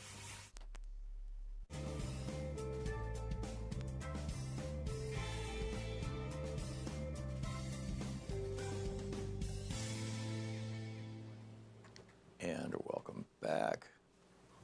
Johnny in Lamarck, Texas. Hey, Johnny, what's up? And this Republican-owned magic check, I'm doing okay. Okay. How about you? I'm fine. What'd you call about? Listen, earlier you brought up Hitler. During the Hitler regime, Jews were referred to as money-grubbing vermin, and Trump refers to the brown people as snakes, rapists, child molesters. And I'm thinking about Netanyahu. I don't know if you recall how he referred to the Palestinians. Him and some of his advisors referred to them as weeds that need to be mowed over like grass. Yeah, mowing the grass was a phrase that I think he regretted ever saying, yeah. View the ongoing military occupation and activity against the Palestinians as managing risk through continuous population management. And then I thought, when Netanyahu was in that meeting the other day, entertaining all those world leaders. Where were the Israeli liberals? Don't they have liberal groups there like we have here? They do, and they're active and they're outspoken, and the newspaper Haaretz typically presents their viewpoints. But they have been, by and large, marginalized and pushed out of government in Israel because they're not part of the governing coalition. Well, we have the same issue here in our country, but Code Pink managed to string up yellow police tape crimes. The crime scene. The United States is not. First of all, the United States is. Yeah. First of all, the United States is much larger than Israel, and secondly, we still have the First Amendment. They don't. We don't have anything close to the locked down society that Israel has. Yeah, it's much more difficult for dissent theater to happen in Israel. What you're telling me then, and correct me if I'm wrong, is you're saying it's impossible for a small group of liberal Israeli citizens to manage to sneak in a speaker system and play his own soundbite out loud for everyone to hear. I don't know, but my guess would be it would be very difficult. It's been about a decade since I was in Israel, Johnny, so I can't really speak to the situation right now. Johnny, thanks for the call. Jim in Plainfield, New Jersey. Hey, Jim, what's up? Yes, thanks for taking my call, Tom. Sure. Actually, I live in a town where it's mostly Hispanic and brown people, and I find them to be the sweetest, most decent, hardworking, just lovely people. There's like low to no crime rate, and the children are the most beautiful I've ever seen. I fall in love before even walking one block in this place. Yeah. Trump has screwed them. All the men that work, in that labor field and worked for Trump, he screwed them all out of their money. It's just disgusting. I wish people would actually in the Northeast per se, we're a lot easier on the brown people. On the immigrants. In other places, they might be a little less loving. Yeah. But you can't hang around these people long enough without falling in love with them. I mean. Well, and also what Trump is doing is by hyping all this, oh my God, he is making it easier for employers to say to people who are in this country without documentation, I can destroy your life. All I have to do is call ICE. So I realize I owe you $500 for last week's work, but I'm only going to give you $300. And if you don't like it, let me know and I'll call ICE on you. And that's it. I mean, that is happening literally every day in America. And it's so wrong. It is so wrong. Jim, thank you for the call. We'll be right back. It's 20, coming up on 22 minutes past the hour.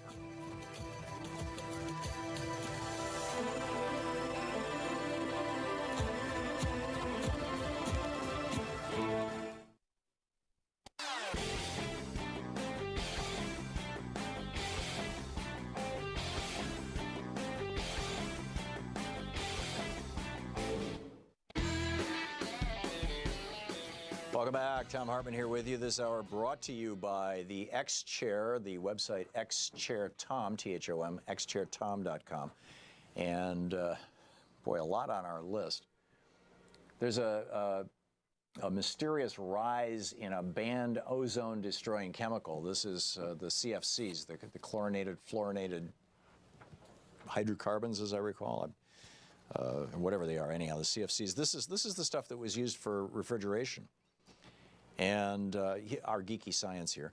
And CFC-11 is, among other CFCs, these are banned chemicals, and yet the ozone hole is growing, and they're detecting these CFCs in the air. This is not a good thing. Anyhow, Maureen in St. Louis, Missouri. Hey, Maureen, thanks for listening to SiriusXM. What's up? Maureen? Yeah, hi, Tom. Yeah, hi. I was just when you were talking, you have so many subjects going on today, but I just wanted to make a comment when you were talking about that racist attorney in New York, Schlossberg. Yeah, the guy who's getting the mariachi band. Right, but Trump has already probably called him and offered him a job. It'd be perfect for the Trump administration, all the trouble he's in. The way he goes through lawyers, this is probably the perfect one for him. That's sad but true. Yeah. Yeah, he probably told his people, get him on the line. Yeah, so, yeah. Yep, sad. Amazing. Okay, thank you, Maureen. Interesting point. Susan in Chicago Heights. Hey, Susan, what's up? Thanks for listening to this, Chicago's Progressive Talk. Oh, thank you. You know what? I've got one question I can't figure out. Well, I'm starting to get an idea why maybe. Okay, so Monday he went and opened up the American Embassy in Jerusalem and caused a lot of trouble doing that. Very pro-Israel, right? And then I would not say so. I think that what Trump did is not helpful to Israel. It damaged the peace process. It inflamed the Palestinians. It's polarizing Israeli society. And Trump just did it as a cheap stunt to get $50 million or whatever it was from Shelley Adelson, in my opinion. Oh, okay. Well, that could be. That would answer my question, because I was wondering how he could also support white supremacists, and Jews will not replace us at the same time. Yeah. Well, consistency is the hobgoblin of small minds. Trump has not yet jumped on board the anti-Semitism train, and it's largely probably because his son-in-law and his daughter converted to Judaism. His son-in-law is a conservative Jew. And, frankly, my guess is that if he didn't have Jews in his own family, Trump would be on the anti-Semitism train along with all the other racist tropes that he's promoting. And, and certainly to the extent that Trump is getting into bed with the right-wing Republican evangelical movement, the white right-wing Republican evangelical movement, to the extent he's getting in bed with them, he is also supporting their anti-Semitism, which is a soft anti-Semitism. It's, we love Israel, we support the state of Israel, because someday God is going to organize it that there's only 144,000 Jews left, like it says in Revelation, in Israel, and they're all going to convert to Christianity, and Jesus is going to return. And that, in my opinion, is anti-Semitism too, although Bibi Netanyahu and his buddies welcome these folks because they bring a lot of money to Israel and promote Israel in a positive way. And the whole soup, in my opinion, is toxic. Susan, thank you for the call. Don in Shoreline, Washington. Hey, Don, what's up? Hi, Tom. How you doing? I'm great, but I'll get better. How about you? Oh, pretty good. I think maybe Schlossberg should add to his list of music the Mexican hat dance, but the Mexican white supremacist anti-Latino hat dance. Yeah. Good luck on that. And maybe add also some Herb Alpert music for good measure. Yeah. Yeah, I tell you, it seems to me there's just so many racists in his administration. He's not the only one that's sociopathic. There's just about all of them are. Well, we don't, to defend Schlossberg for a moment, we don't know specifically that race was his animus. He was ranting about immigration. Right. And there are some people, and I think it's a small subset, but there are some people who are simply upset about people being in this country without documentation. And the fact of the matter is that most developed countries are much more rigorous than we are. But this really began with the Reagan administration. This really began with the Reagan administration, and needs to be pointed out, that we have had this policy ever since Reagan's amnesty of not prosecuting employers, and it's resulted in all these people in this country looking for work, which is an entirely logical thing. You don't see that happening in other countries. Don, thanks for the call. We'll be right back. You're listening to the Thom Hartmann Program. Call 202-808-9925. More of the news of the day and your calls right after this.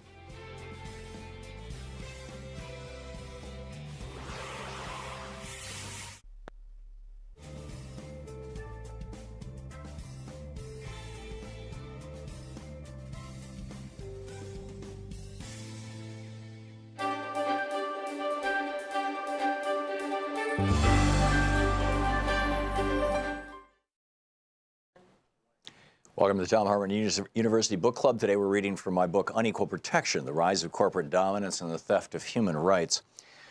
This is right after in the chapter where I lay out how the Supreme Court in 1886 actually did not rule that corporations are persons, even though the clerk of the court wrote that into the head note.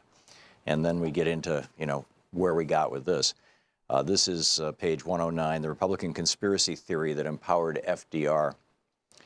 In the early 1930s, the stock market had collapsed and the world was beginning a long and dark slide into the Great Depression and eventually to World War II. Millions were out of work in the United States, and the questions on people's minds were, why did this happen and who's responsible? The teetering towers of wealth created by American industrialists during the late 1800s and early 1900s were largely thought to have contributed to or caused the stock market crash and ensuing depression. In less than 100 years, corporations had gone from being a legal fiction used to establish colleges and trading companies to standing as the single most powerful force in American politics. Many working people felt that corporations had seized control of the country's political agenda, capturing senators, congressmen, the Supreme Court, and even recent presidents in the magnetic force of their great wealth. Proof of this takeover could be found in Supreme Court decisions in the years between 1908 and 1914, when the Supreme Court, often citing corporate personhood, struck down minimum wage laws, workmen's compensation laws, utility regulation, and child labor laws, every kind of law that a people might institute to protect its citizenry from corporate abuse. Unions and union members were the victims of violence from private corporate armies and had been declared criminal conspiracies by both business leaders and politicians. It seemed that corporations had staged a coup, seizing the lives of American workers, the majority of voters, as well as the elected officials who were supposed to represent them. And this was in direct contradiction to the spirit expressed by the founders of our country. It was in this milieu that an American history book, first published in 1927 but largely ignored, suddenly became a hot topic. In The Rise of American Civilization, Columbia University history professor Charles Beard and women's suffragist Mary Beard suggested that the rise of corporations on the American landscape was the result of a grand conspiracy that reached from the boardrooms of the nation's railroads all the way to the Supreme Court. They fingered two Republicans, former Senator and railroad lawyer Roscoe Conkling, and former Congressman and railroad lawyer John A. Bingham. The theory, in short form, was that Conkling, when he was part of the Senate committee that wrote the 14th Amendment back in 1868, had intentionally inserted the word person instead of the correct legal phrase natural person to describe who would get the protections of that amendment. Bingham similarly worked in the House of Representatives to get the language passed. Once that time bomb was put into place, Conkling and Bingham left elective office to join in litigating on behalf of the railroads, with the goal of exploding their carefully worded amendment in the face of the Supreme Court. Thus, quote, Republican lawmakers, the Beards said, conspired in advance to give full human constitutional rights to corporate legal fictions. By a few words skillfully chosen, they wrote, every act of every state and local government which touched adversely the rights of corporate persons and property was made subject to review and liable to annulment by the Supreme Court at Washington, D.C. This conspiracy theory was widely accepted because the supposed conspirators themselves had said very publicly, we did it. Earlier, in an 1882 case pitting the railroads against San Mateo County, California, Conkling testified as a paid witness for the railroads that he had slipped the person language into the amendment, the 14th Amendment, to ensure that corporations would one day receive the same civil rights Congress was giving to freed slaves. Bingham made similar assertions when appropriate during his terms as a paid witness for the railroads. As a result of these assertions, through the late years of the 1800s, both of these two men were the well-off darlings of the railroad, basking in the light of their successful appropriation of human rights for corporations. When the Beards' book was widely read in the 1930s, it gave names and faces to the villains who had turned control of America over to what were then called the robber barons of industry. Conkling, Bingham, and Justice Waite were all dead by the time of the Great Depression and all judged guilty by the American people of pulling off the biggest con in the history of our republic. The firestorm of indignation that swept the country helped set the stage for Franklin Roosevelt's New Deal, using legislative means and packing the Supreme Court to turn back corporate power, and that corporate takeover, at least in part, and returning to average working citizens some of the rights and benefits that they had felt had been stolen from them in that Supreme Court head note in 1886. It was widely accepted that Conkling and Bingham had pulled off this trick successfully, purposefully saying person instead of natural person or citizen when they helped write the 14th Amendment, and corporate personhood was a fait accompli. It was done and couldn't be undone. The Supreme Court, confronted with the reality of the language of the 14th Amendment, had been forced to recognize that corporations were persons under the U.S. Constitution because of the precedent of that 1886 Santa Clara case. Senator Henry Cabot Lodge apparently ratified the coup on January 8, 1915, when he unwittingly promulgated Conkling's myth in a speech to the Senate about the 1882 San Mateo case cited above. Want to connect with the show online? You can find the Thom Hartmann Program on Facebook, Twitter, and Instagram.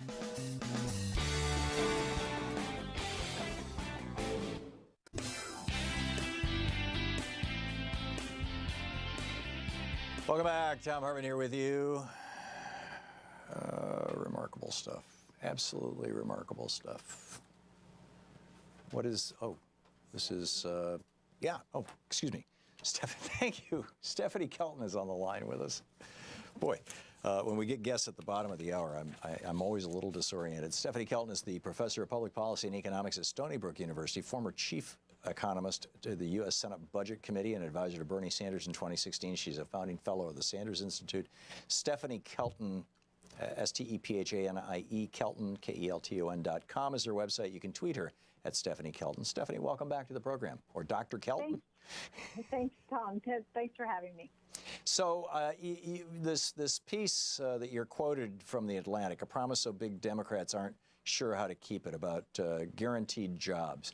How does this fit in with modern monetary theory? Well, I guess the clearest way to connect the two, it's always been part of the MMT kind of framework of analysis. But maybe the best way to think about the way they fit together is that, we can answer the how are you going to pay for it question. Mm-hmm. So how do we answer that? Well, so MMT, and you and I have talked about this on your show a number of times before. Generally speaking, with big policy proposals like the federal job guarantee, the first question that anybody gets in Washington, D.C. is, of course, how are you going to pay for it?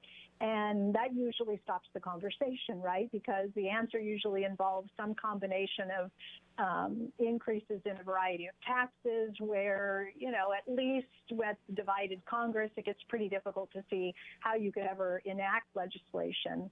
So the conversation normally doesn't get beyond just, wouldn't it be nice, right? Mm-hmm. Whereas if you could do what the Republicans just did, which is stay very focused on the goals and objectives and mount support for your agenda and then just pass the legislation. The Republicans had no problem, of course, recently passing sweeping tax cuts that are estimated to add $1.5 trillion to deficits over the next 10 years. So they didn't get bogged down and hung up on the pay-for question. They just said, look, this is good policy. This is their story, and they're sticking to it, right? This is good policy, and we're going to pass this thing, and it's going to create lots of jobs and growth for the economy. Now, the Democrats could come in if they manage to get control of the White House, the House, and the Senate, and put together legislation and say we're going to pass a federal job guarantee, and we're just going to pass the thing, and we're not going to add a bunch of tax increases and cuts and offsets and other programs, because we understand that a program like this is going to cost something, right? It's going to cost an estimated, let's say, $550 billion per year as we begin to implement the program, but it's going to create a variety of savings in a whole host of other ways, all the ways in which we currently pay for unemployment and poverty and the ancillary and associated economic and social costs. That's going to offset much of the spending we're talking about. So you plow through the discussion without getting bogged down in, whose taxes are going to go up and that sort of a thing. And I think MMT gives you the space to be able to have that sort of a policy discussion. How is a guaranteed job program, which we actually have experience with, Franklin Roosevelt did this during the Great Depression with the WPA and the CCC and other programs, where capitalism has failed, so government steps in and makes sure you can still work and support your family and keep your family intact and all that kind of thing. How is that different from a guaranteed minimum income, which we've kind of flirted with, I suppose, with the tax credits, I forget the name of it, but, the tax credits that are offered to very, very low Earned income tax credits. Thank you. Yes. But and arguably we kind of flirt with that with programs ranging from food stamps to housing subsidies and whatnot.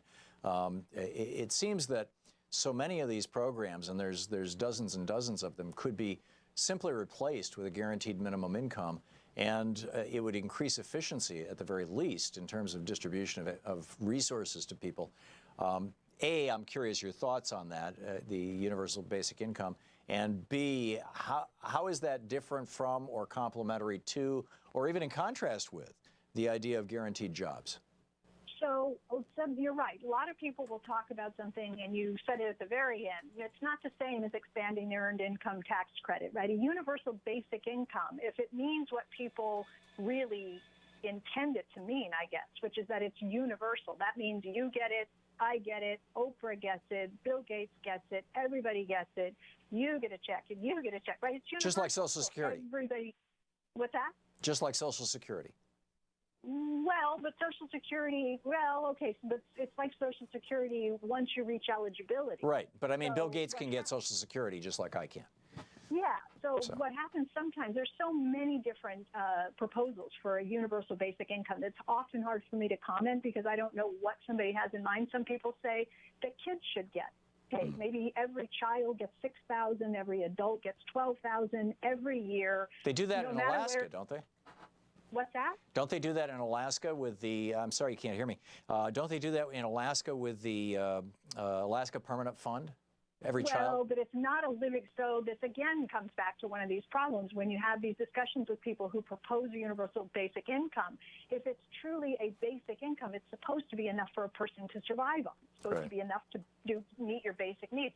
Of course, that's not what happens in Alaska. The Alaska dividend could be $1,250 one year, it could be $1,700 another year, it could be $2,100 one year. It goes up, but it also goes down. It's not uniform, and so that's normally not what people think of when they think of a universal basic income. It's a standardized payment that goes to everybody, right? Those at the very top, those at the very bottom, and everybody in between. Well, I have a number of concerns, and I have for a long time, with the UBI as compared to a federal job guarantee program. The job guarantee program is targeted, right? It is saying, look, if you want employment, if you want to work, if you want to contribute, you can't find anybody to employ you.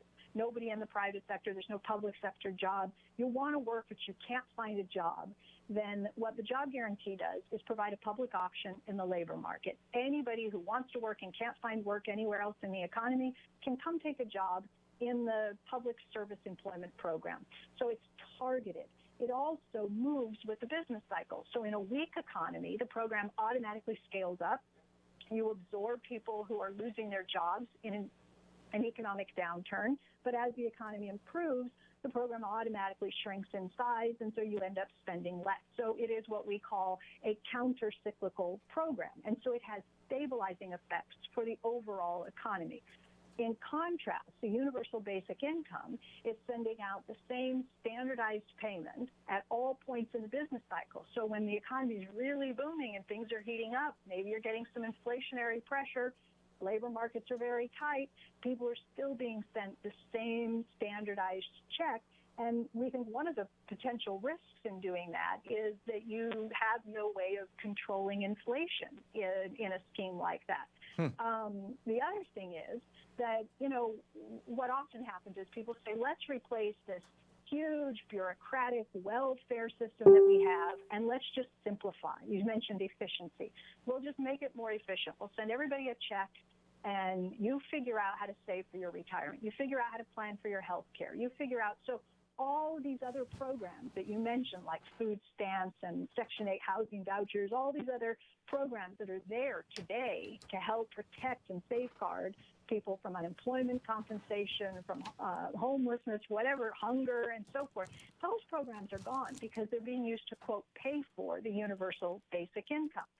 So now you've eliminated the social safety net, replaced it with a single program, right? A program that some people might characterize as a free money program.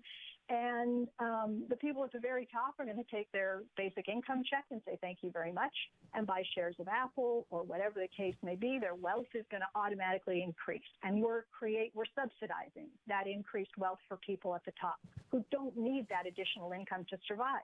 People at the bottom are going to consume every bit of the income that they receive.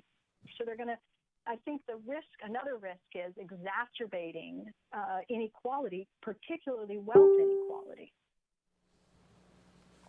So it sounds like you're not a fan of universal basic income, and I get it, and it makes perfect sense why.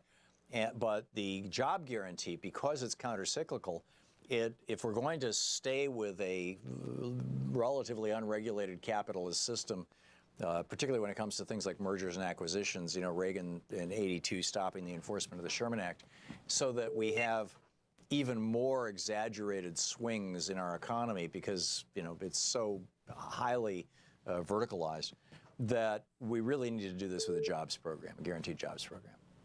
Well, I think we have 1 minute left. I hate the idea of saying let's accept all of these other things that these changes to tax laws, trade, and everything else that we've done, and let's just provide a universal job guarantee because we have this really messed up economic system that is constantly going to be throwing No, I'm not saying that, please. Yeah. But it is true. It is true that we have an economic system that is prone to crisis. This goes back to Keynes of the general theory and even beyond, right? Yep. Go back to Marx. We have an economic system that is crisis prone. And we should be doing much more in terms of changing laws and regulatory policy, trade, and so forth to limit the degree to which our economy is unstable. We're never going to perfectly have, you're not going to have a capitalist economy that can go through business cycles, right? Yeah. Yep. Stephanie, we're hitting the break here. I really appreciate this conversation. Sure. You've helped recalibrate my thinking, which I really appreciate. Dr. Stephanie Kelton, thanks so much. Thanks, Tom. Stephanie Kelton, hang on just a second. Listening to Thom Hartmann. Visit ThomHartmann.com for audio and video archive. The website is StephanieKelton.com, and you can tweet her at Stephanie Kelton.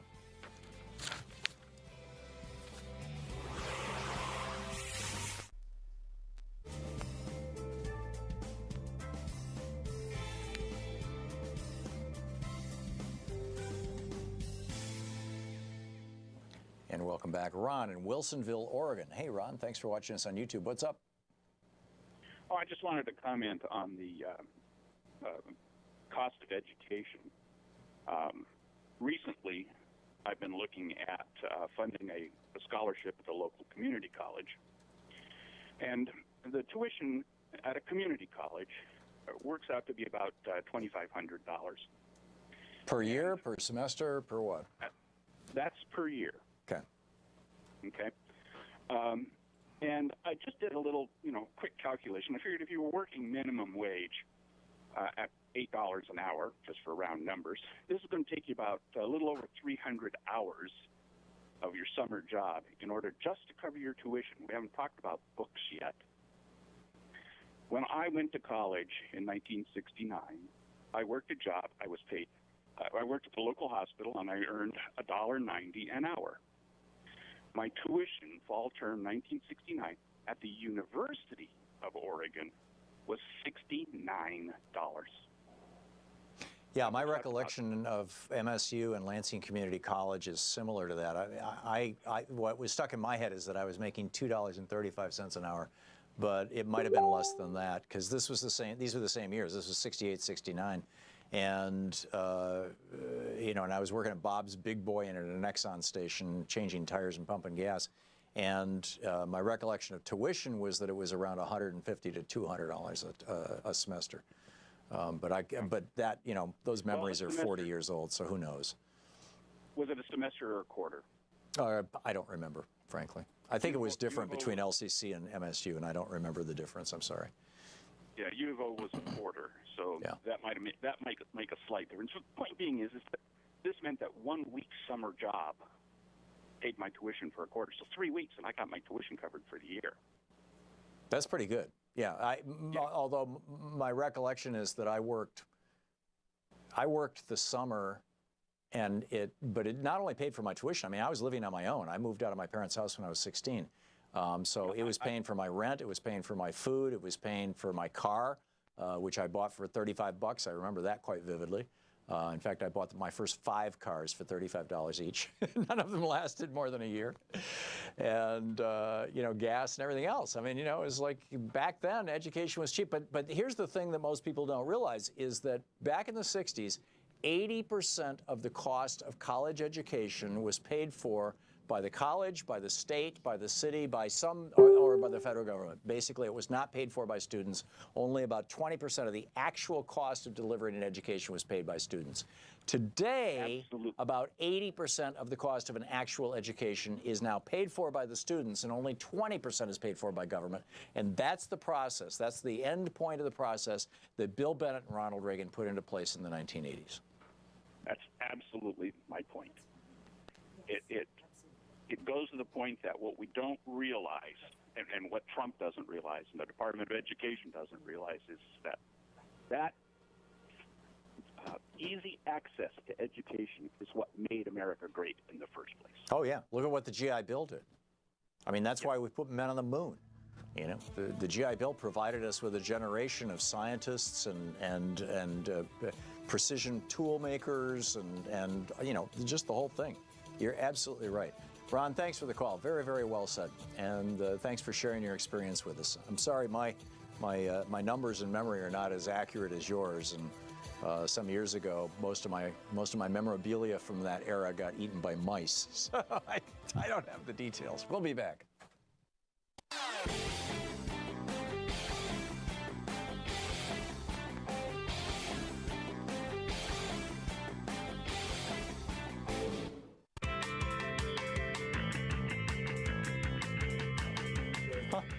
Okay, welcome back. Thom Hartmann here with you. We are hoping that Bob Ney will call back for the Talk Media News, but he hasn't yet. So let's see here. Jonathan in Sao Paulo, Brazil. Jonathan, you're in Brazil watching us on YouTube. What's up? Yes. Can you hear me, Tom? Just fine. Awesome. I wanted to know, how do we balance from extreme right-wingers who think all immigrants are bad and all brown people are bad, and then extreme left-wingers who are cultural relativists, who say, oh, I can't judge honor killings. They're not necessarily bad. And, fundamental. Jonathan, I don't know any liberals who give a pass to honor killing. Zero. I mean, this is a Fox News talking point that is complete BS. No, but I personally had conversations with people like that. Then you know stupid people. I don't know any such people, and I've never encountered them in my life.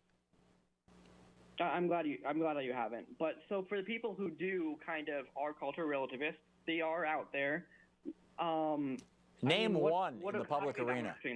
Can you name even one in the one elected official anywhere in the United States who takes that position?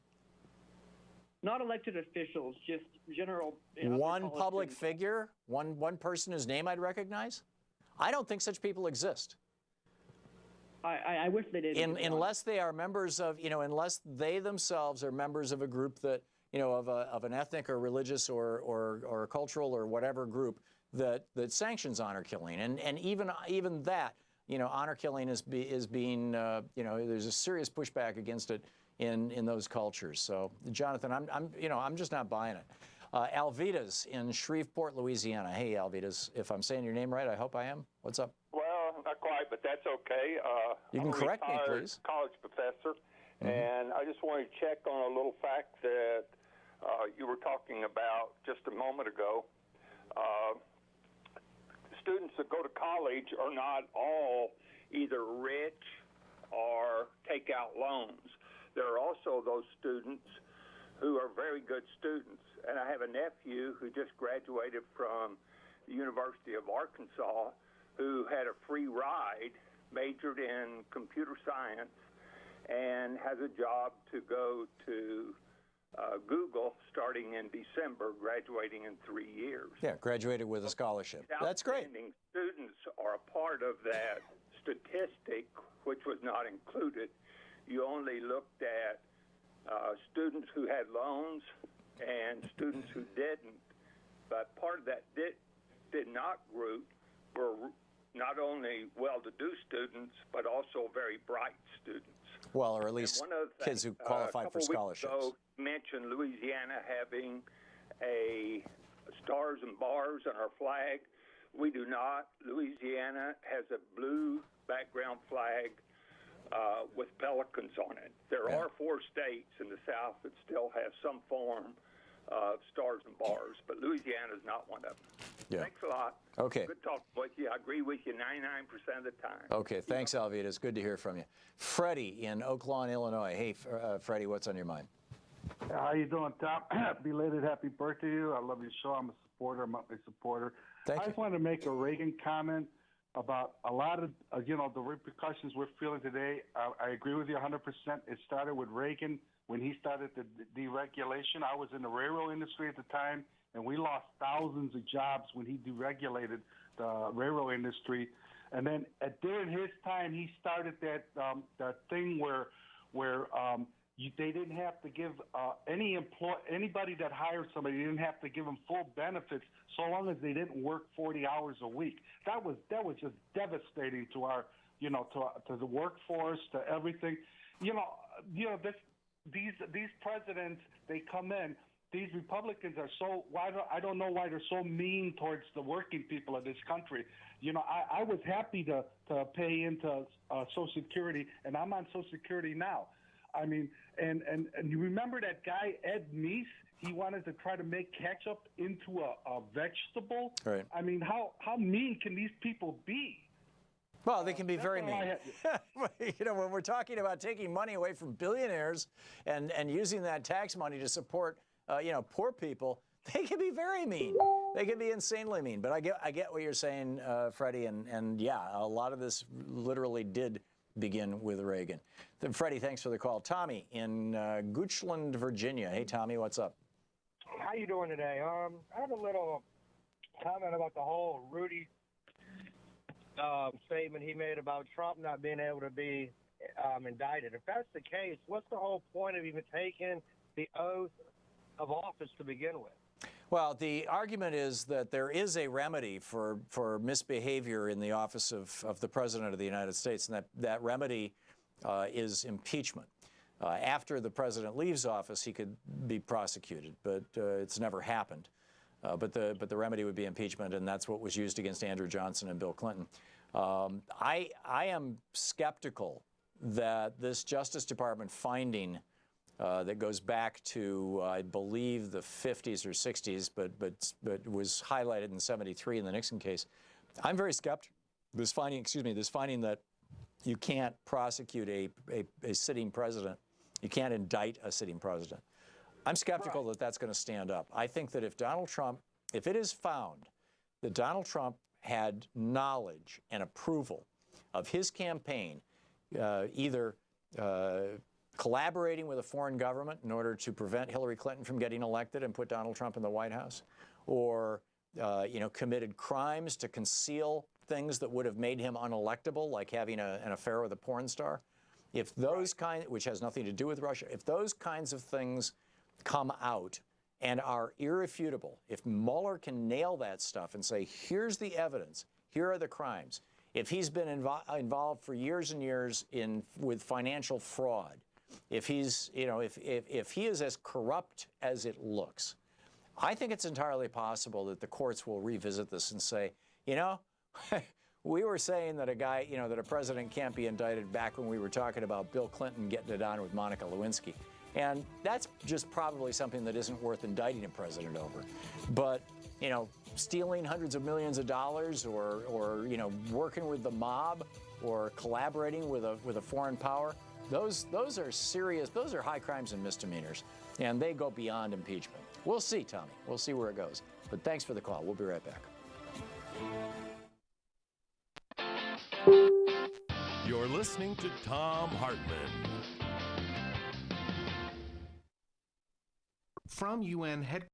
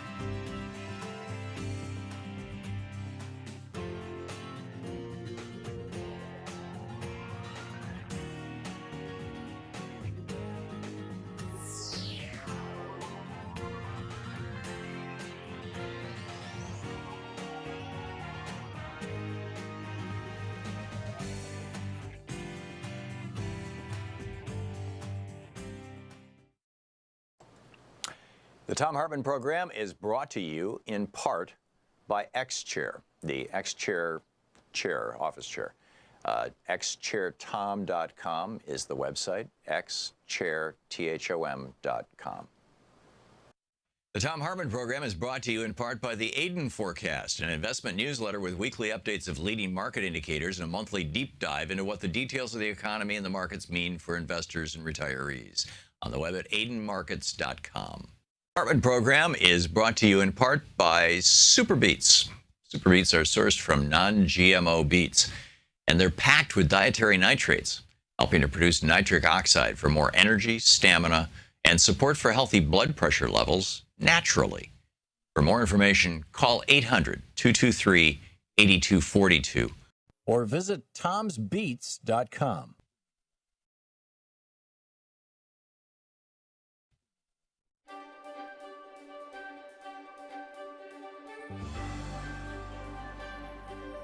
Welcome to the Thom Hartmann University Book Club. Today we're reading from Settlers, the Mythology of the White Proletariat, the True Story of the White Nation by J.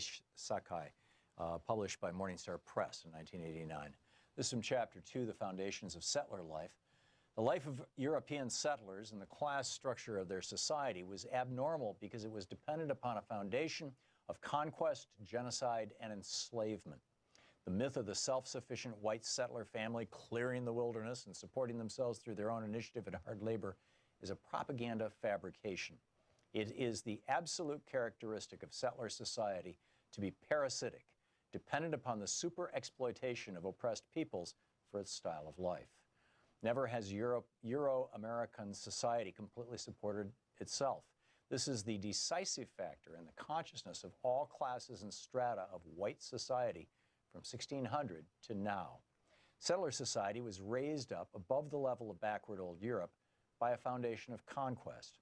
This conquest was a miracle drug for a Europe convulsed with the reaction of decaying feudalism and deadly capitalism.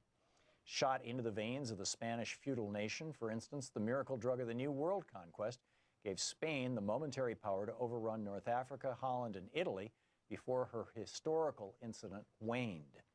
Like many such fixes for Euro-Americans, this conquest was addicting. It was habit-forming and rapidly indispensable, not only culturally, but in the mechanism of an oppressor society whose lifeblood was new conquest. We'll examine this later in the relationship of settlerism to imperialism. For now, it's enough to see that this conquest is a material act of great magnitude, an economic and social event as important as the emergence of the factory system or the exploitation of petroleum in the Middle East. We stress the obvious here because the Euro-American settlers have always made light of their invasion and occupation, although the conquered territory is the precondition for their whole society. Traditionally, European settler societies throw off the propaganda smoke screens that they didn't really conquer and dispossess other nations. They claim with false modesty that they merely moved into vacant territory. So the early English settlers depicted America as empty, a howling wilderness, unsettled, sparsely populated, just waiting with a vacant sign on the door for the first lucky civilization to walk in and claim it. Theodore Roosevelt wrote defensively in 1900, quote, "The settler and pioneer have at bottom had justice on their side. This great continent could not have been kept as nothing but a game preserve for squalid savages," end of quote. It is telling that this lie is precisely the same lie put forward by white Afrikaner settlers who claim that South Africa was literally totally uninhabited by any Africans when they arrived from Europe. To universal derision, these European settlers claim to be the only rightful historic inhabitants of South Africa. Or we can hear similar defenses put forward by the European settlers of Israel, who claim that much of the Palestinian land and buildings they occupy are rightfully theirs, since the Arabs had allegedly decided to voluntarily abandon it all during the 1948-49 war. Are these kinds of tales any less preposterous than those put forward by Euro-American settlers? America was spacious and sparsely populated only because the European invaders destroyed whole civilizations and killed off millions of Native Americans to get the land and profits they wanted. We all know that when the English arrived at Virginia, for example, they encountered an urban, village-dwelling society far more skilled than they were in the arts of medicine, agriculture, fishing, and government. This civilization was reflected in a chain of 300 Indian nations and peoples stretching from the Arctic Circle to the tip of South America, many of whom had highly developed societies. There was, in fact, a greater population in these Indian nations in 1492 than in all of Western Europe.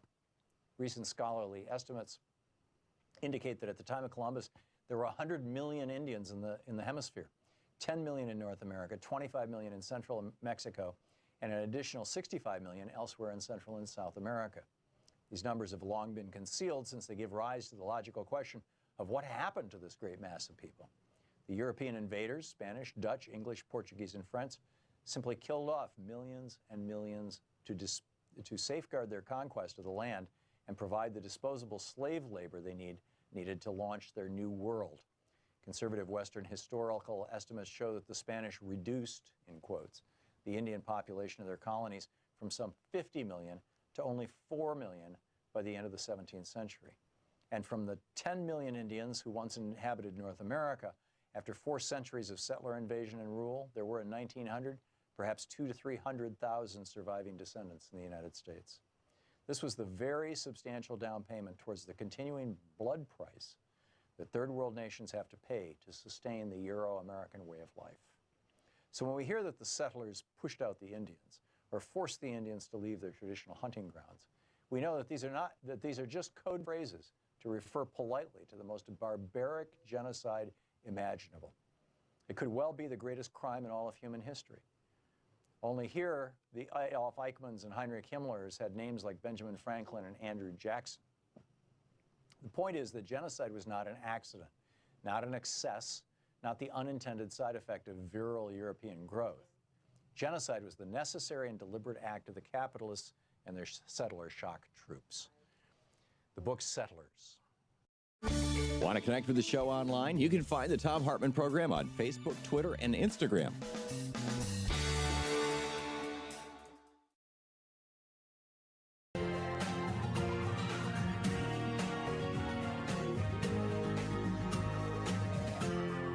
This is the Thom Hartmann Program.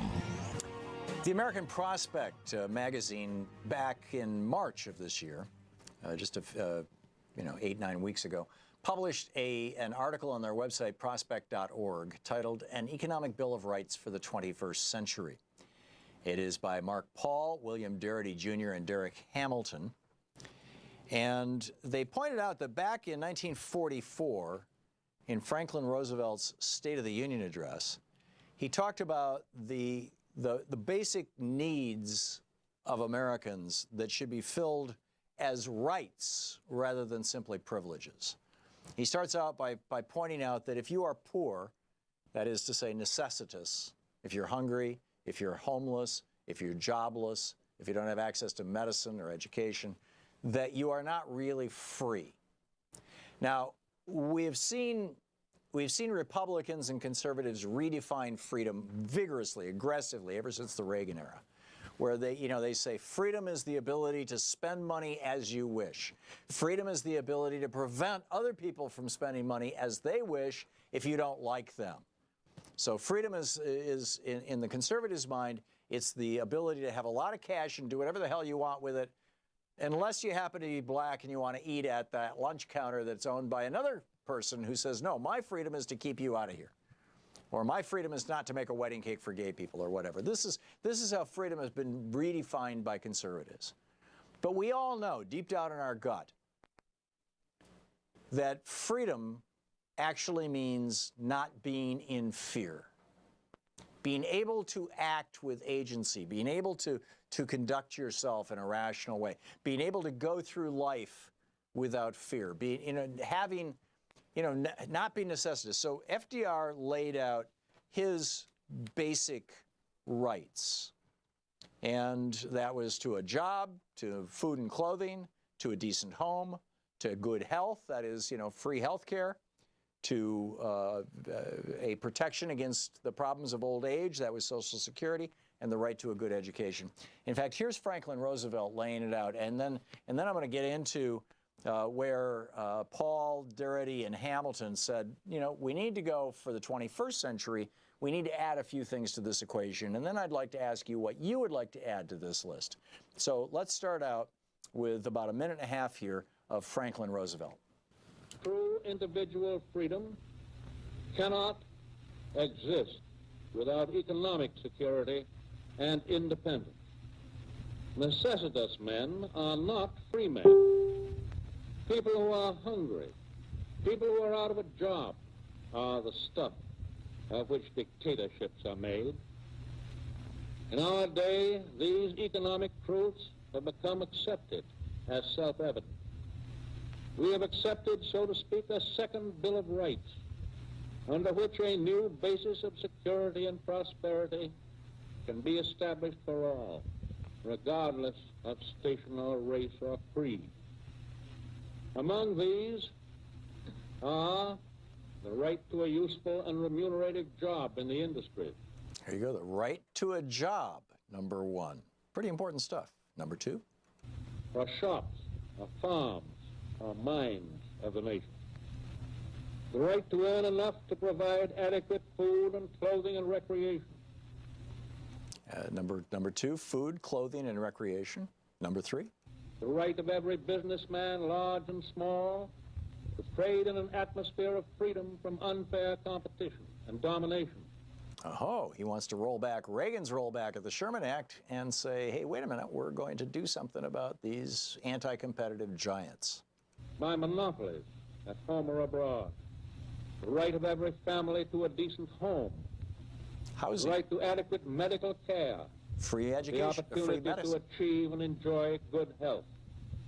The right to adequate protection from the economic fears of old age and sickness and accident. Social Security and Medicare. Finally, the right to a good education. And the right to a good education. Now, back in the 1940s, most Americans believed those were entirely reasonable things. The GI Bill was passed enthusiastically, sent millions of young people returning from World War II, men and women, mostly men, mostly white men, but sent millions of them off to college, helped them buy homes, all these things. Well, this article in the Prospect is suggesting we should add a few things. First of all, I would say we need to go back to this list. I mean, you go back, I quoted this at some length in my book, The Crash of 2016. But if you go back into the 1930s and read the New York Times, you find these amazing articles about how members of Congress right across the board, including Republicans, were buried in mail and phone calls and visitors from people saying, give FDR whatever he wants. We support Social Security. We support the WPA. We support the CCC. We support the New Deal. Give FDR the ability to take us out of this hole that Coolidge and Hoover, the Republicans, dug us into, and Harding as well, the three Republicans who preceded him, all uber conservative Reaganomic types.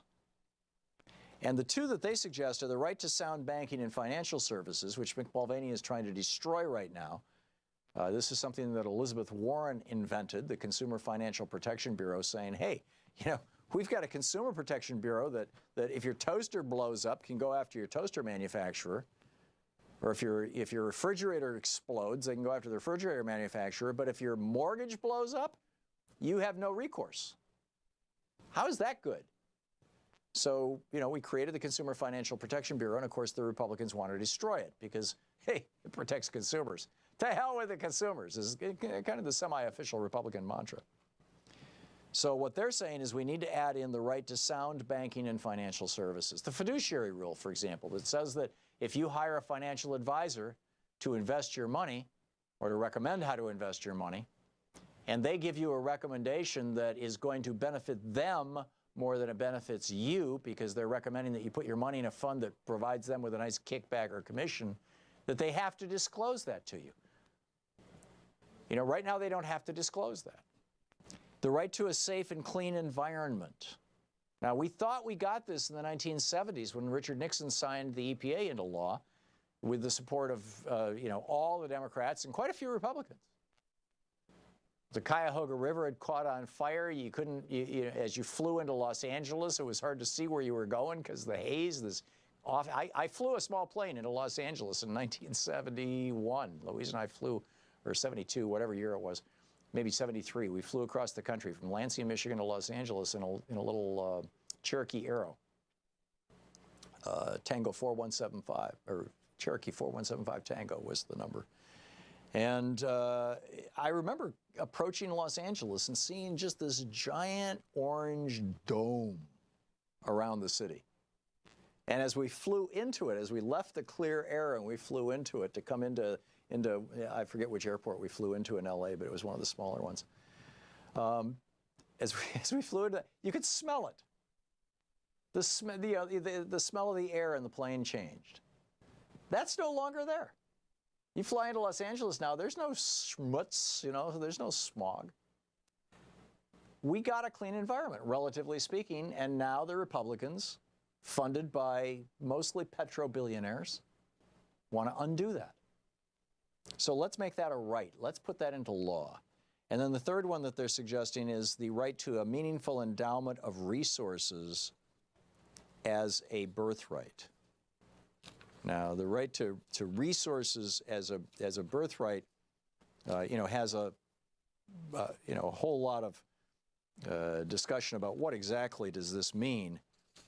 But what they're saying is the right to seed capital, to build a lifetime of asset economic security. And what they're saying is that the top 1% of Americans hold 42% of all wealth. The top 1/10 of 1% own 22% of all wealth. And the legacy of chattel slavery, where black people were literally a form of wealth for whites, and the discrimination encouraged and perpetuated through public policies have left black families with minimal wealth. And, conventional explanations of wealth disparities relying on rhetoric around the dysfunctional behavior of blacks and their lack of education or financial literacy don't hold up. This is structural stuff. So they say, given the importance of wealth in determining life outcomes, public intervention is needed to address unjustly created distributions. One such solution, baby bonds, would seed every American at birth with an initial endowment to be held in trust until adulthood. The account would be universal, through which every newborn would receive an account starting at around $500 for those born into the most affluent families, and progressively rising to $50,000 for children born into families with minimal wealth. This, by the way, is a program that was first proposed in a book called Agrarian Justice by Thomas Paine. In Agrarian Justice in the 1790s, Thomas Paine suggested that every American at birth should be given an endowment which would grow, which would be invested and would grow throughout their childhood. And when they reached the age of adulthood, that money would become theirs. So we all start out with I've got my nut right here. We all start out with a starting point. So I think these are all great suggestions, and I think that these things should be put into law as rights. Suggestions, thoughts, disagreements, give me a shout. This is the Thom Hartmann Program. We'll be back with your calls and more of the news of the day as well in just a moment.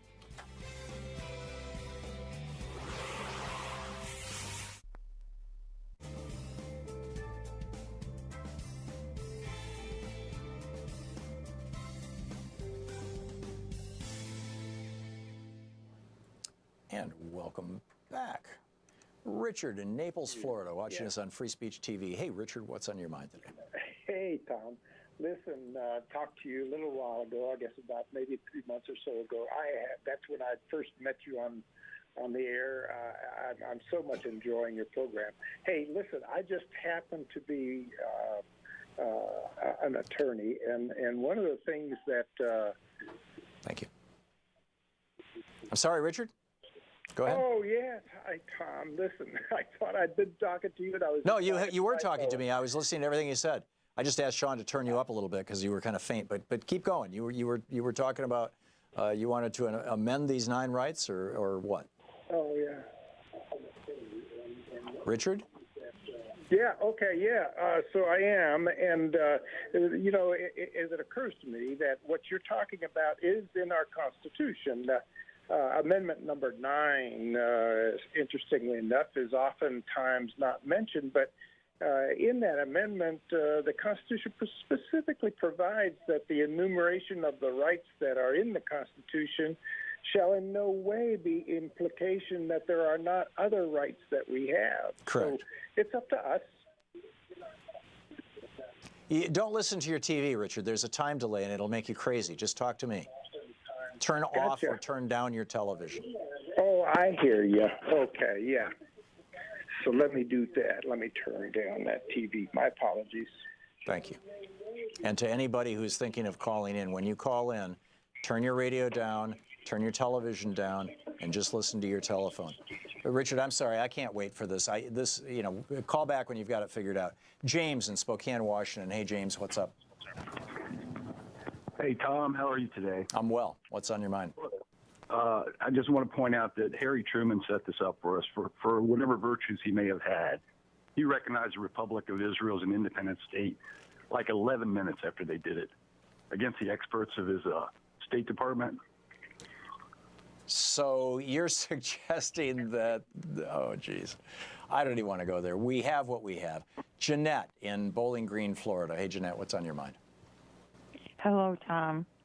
You are my best friend lately. Well, thank you, Jeanette. What's on your mind?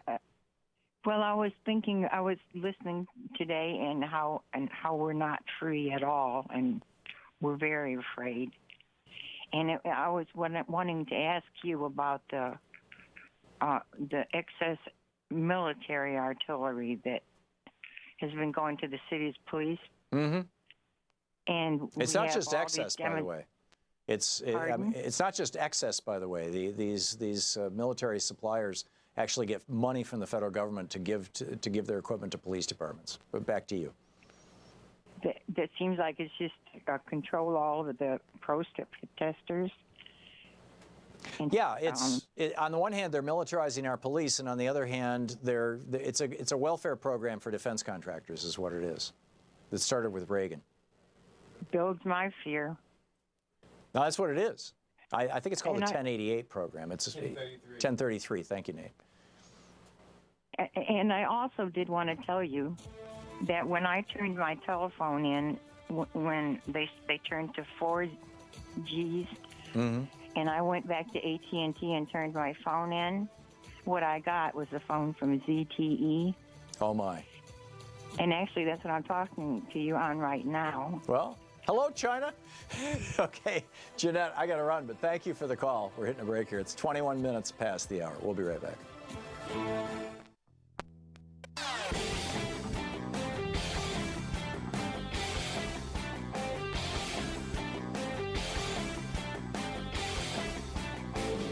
Hey, Thom Hartmann.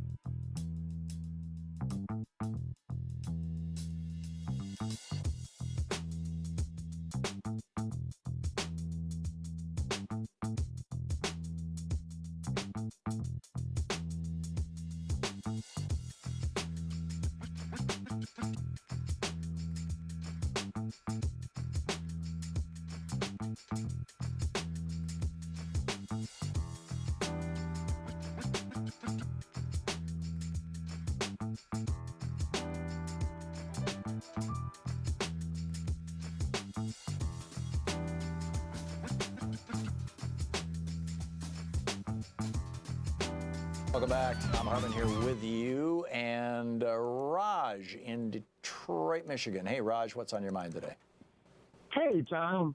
What's on my mind is exactly what you were just speaking on, how the rights that the president had spoke of during that time in 1940 were exclusively to the whites.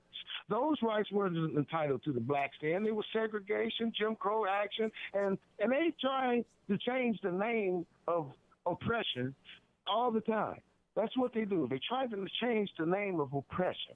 And you can call it segregation. You can call it Jim Crow. You can call it Willie Lynch. You can call it slavery. And you can call it settling, colonialism. They got all kind of names to call oppression. And that has been basically to the color and indigenous people to this land. You know, it was called Aborigines. Those people are not the same Cherokees and other Indians and whatnot that have been put on the reservation. Those are the people that were genocided or put into slavery and changed from color to black to Negro to whatever else. Every season they change our names of who we are. But what we are Aborigines. We were here before the settlers came. The darker you were, the closer you came to the chains. They set this up a long time before slavery. They had this in mind during the Spanish War. Well, the Spanish. I mean, you know, when Columbus came to the United States, the first of the Spaniards, his first export from Haiti, Hispaniola, was slaves. Right. Actually, Columbus never really entered the land. It was Turtle Island then. Yeah. You know, So do you want to talk about? And it had a government. Yeah. It had a government. Yeah, I got it, Raj. I got it, and I'm not disputing that at all. But my question was not about what is the racial impact of this, or what was it in 1944. We all know that. My question was, what would you add to it? So, Tiffany in Charlotte, North Carolina. Hey, Tiffany, what's on your mind? Hi, Tom. Thanks for taking my call. First, I'm going to answer your question, and then I'm going to ask you one. I would add industrial hemp, the right to grow it, simply because it would address what you were talking about before with regards to pollution. Mm-hmm. And it's something that we could do at home and make a lot of money. Can I expand that, Tiffany? Yes? I would say the right to grow any damn plant you want. Indeed. I mean, if you can grow it and you want to make tea out of it or smoke it or whatever you want to do with it in your own home, on your own lot, you know, unless it's kudzu. Yeah, but we could replace plastic and all that stuff. So I think it would be fantastic. Yeah. My question to you is, when you were speaking to the professor and you brought up the concept of the universal wage, right, and her pushback was that the rich people would get the money. But then you also said that if people who are very wealthy can receive Social Security, my question is, then why aren't they paying their full capacity? So the pushback for her, and I was wondering why you didn't give her pushback with regards to taxes. They wouldn't be buying stock or doing whatever she said they were doing, because ideally, if that universal wage was in place, there should be some form of a tax adjustment, some type of changes in the tax code, because we already know the wealthy are not paying their fair share in taxes as it is now, and they're entitled to Social Security. Yeah. So I would like to figure out why I didn't give her pushback on that. I absolutely agree with you. I didn't push back because that wasn't her principal point. She mentioned that, and you're right about Social Security, and we need to raise the cap. But her principal point was that it's not counter-cyclical. That is to say, it doesn't go up when the economy goes down and go down when the economy goes up. Well, like a wage would. A universal basic income doesn't do that. And that's a strong argument that I hadn't considered. Tiffany, thanks for the call. We'll be back. You're listening to the Thom Hartmann Program. Call 202-808-9925. But Tiffany is spot on. I mean, the whole tax thing is just totally out of control. The Republicans have so badly distorted our tax code.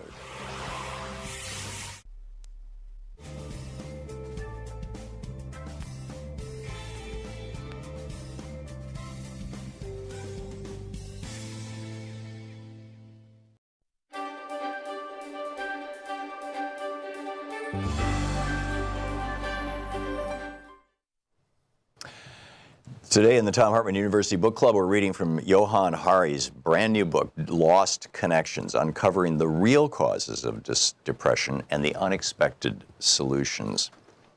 So he starts out talking about how he had been on antidepressants for most of his life, from his teenage years into his 30s. And then he says, then when I was 31 years old, I found myself chemically naked for the first time in my adult life. For almost a decade, I had been ignoring my therapist's gentle reminders that I was still depressed despite my drugs. It was only after a crisis in my life, when I felt unequivocally terrible and couldn't shake it off, that I decided to listen to him. What I had been trying for so long wasn't, it seemed, working. And so when I flushed away my final packs of Paxil, I found these mysteries waiting for me, like children on a train platform waiting to be collected, trying to catch my eye. Why was I still depressed? Why were there so many people like me? And I realized there was a third mystery hanging over all of it. Could something other than bad brain chemistry have been causing depression and anxiety in me and in so many people all around me? If so, what could it be? Still, I put off looking into it.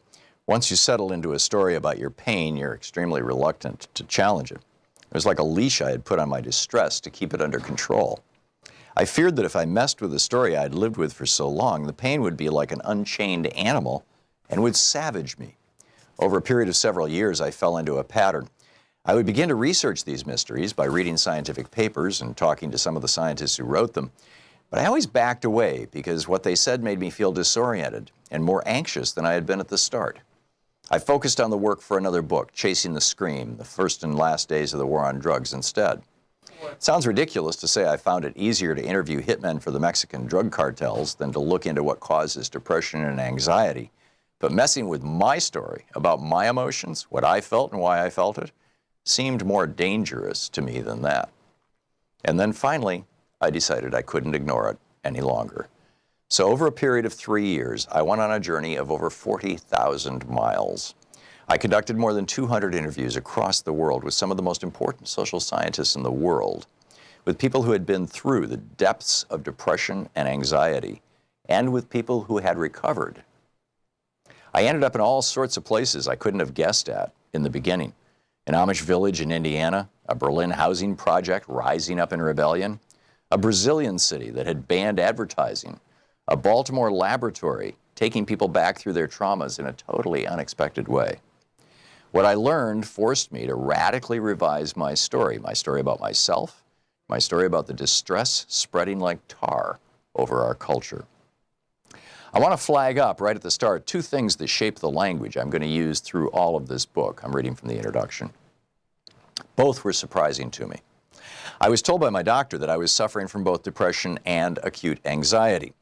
I had believed those were separate problems, and that is how they were discussed for the 13 years I received medical care for them. But I noticed something odd as I did my research. Everything that causes an increase in depression also causes an increase in anxiety, and the other way around. They rise and fall together. It seemed curious, and I began to understand it only when, in Canada, I sat down with Robert Kohlenberg, a professor of psychology. He too once thought that depression and anxiety were different things. But as he studied it for over 20 years now, he discovered, he says, that the data are indicating that they're not distinct. In practice, quote, the diagnoses, particularly depression and anxiety, overlap, end quote. Sometimes one part is more pronounced than the other. You might have panic attacks this month and be crying a lot next month. But the idea that they're separate in the way that, say, having pneumonia and having a broken leg are separate is not borne out by the evidence. Robert's side of the argument has been prevailing in the scientific debate recently. In the past few years, the National Institutes of Health, the main body funding medical research in the United States, has stopped funding studies that present depression and anxiety as different diagnoses. They want something more realistic that corresponds to the way people are in actual clinical practice, he explains. I started to see depression and anxiety as like cover versions of the same song by different bands. Depression is a cover version by a downbeat emo band, and anxiety is a cover version by a screaming heavy metal group. But the underlying sheet music is the same. They're not identical, but they're twinned. The second insight comes from something else I learned as I studied these 9 causes of depression and anxiety that he writes about in this book. Whenever I wrote about depression and anxiety in the past, I started by explaining one thing. I am not talking about unhappiness. Unhappiness and depression are totally different things. There's nothing more infuriating to a depressed person than to be told to cheer up or to be offered jolly little solutions as if they were merely having a bad week. It feels like being told to cheer up yourself by going out dancing after you've broken both your legs. But as I studied the evidence, I noticed something that I couldn't ignore. The forces that are making us depressed and severely anxious are, at the same time, making even more people unhappy. It turns out that there is a continuum between unhappiness and depression. They're still very different in the same way that losing a finger in a car accident is different from losing an arm, and falling over the street is different from falling over the cliff. But they are connected. The book, Lost Connections by Johann Hari. Want to connect with the show online? You can find the Thom Hartmann Program on Facebook, Twitter, and Instagram.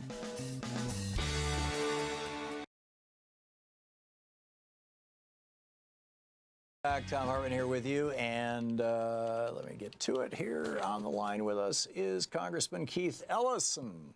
Keith Ellison is the Deputy Director of the DNC. He represents the 5th District of Minnesota. Ellison.house.gov and Democrats.org are the websites, and you can tweet him at Keith Ellison. Congressman, welcome back to the program. Hey, it's good to be back with you, Tom. Good to be back, man. How are you? I'm great, and I hope you are too. You've got this new report that you just unveiled titled Rewarding or Hoarding. I love the word hoarding. I have been talking for years on this program about how these billionaires who never have enough, right? They go from 5 billion to 10 billion to 30 billion to 50 billion, and that they are the exact same people psychologically who are the people in New York City who end up with an apartment filled with newspapers and old tin cans that you can't walk through, or 300 cats. The only difference is that they were born with millions of dollars, and which they turned into billions. They're hoarding cash, and the poorer people are hoarding newspapers and tin cans. But it's the exact same version of obsessive compulsive disorder channeled into what's called hoarding syndrome. Back to you, Congressman. Well, you know what?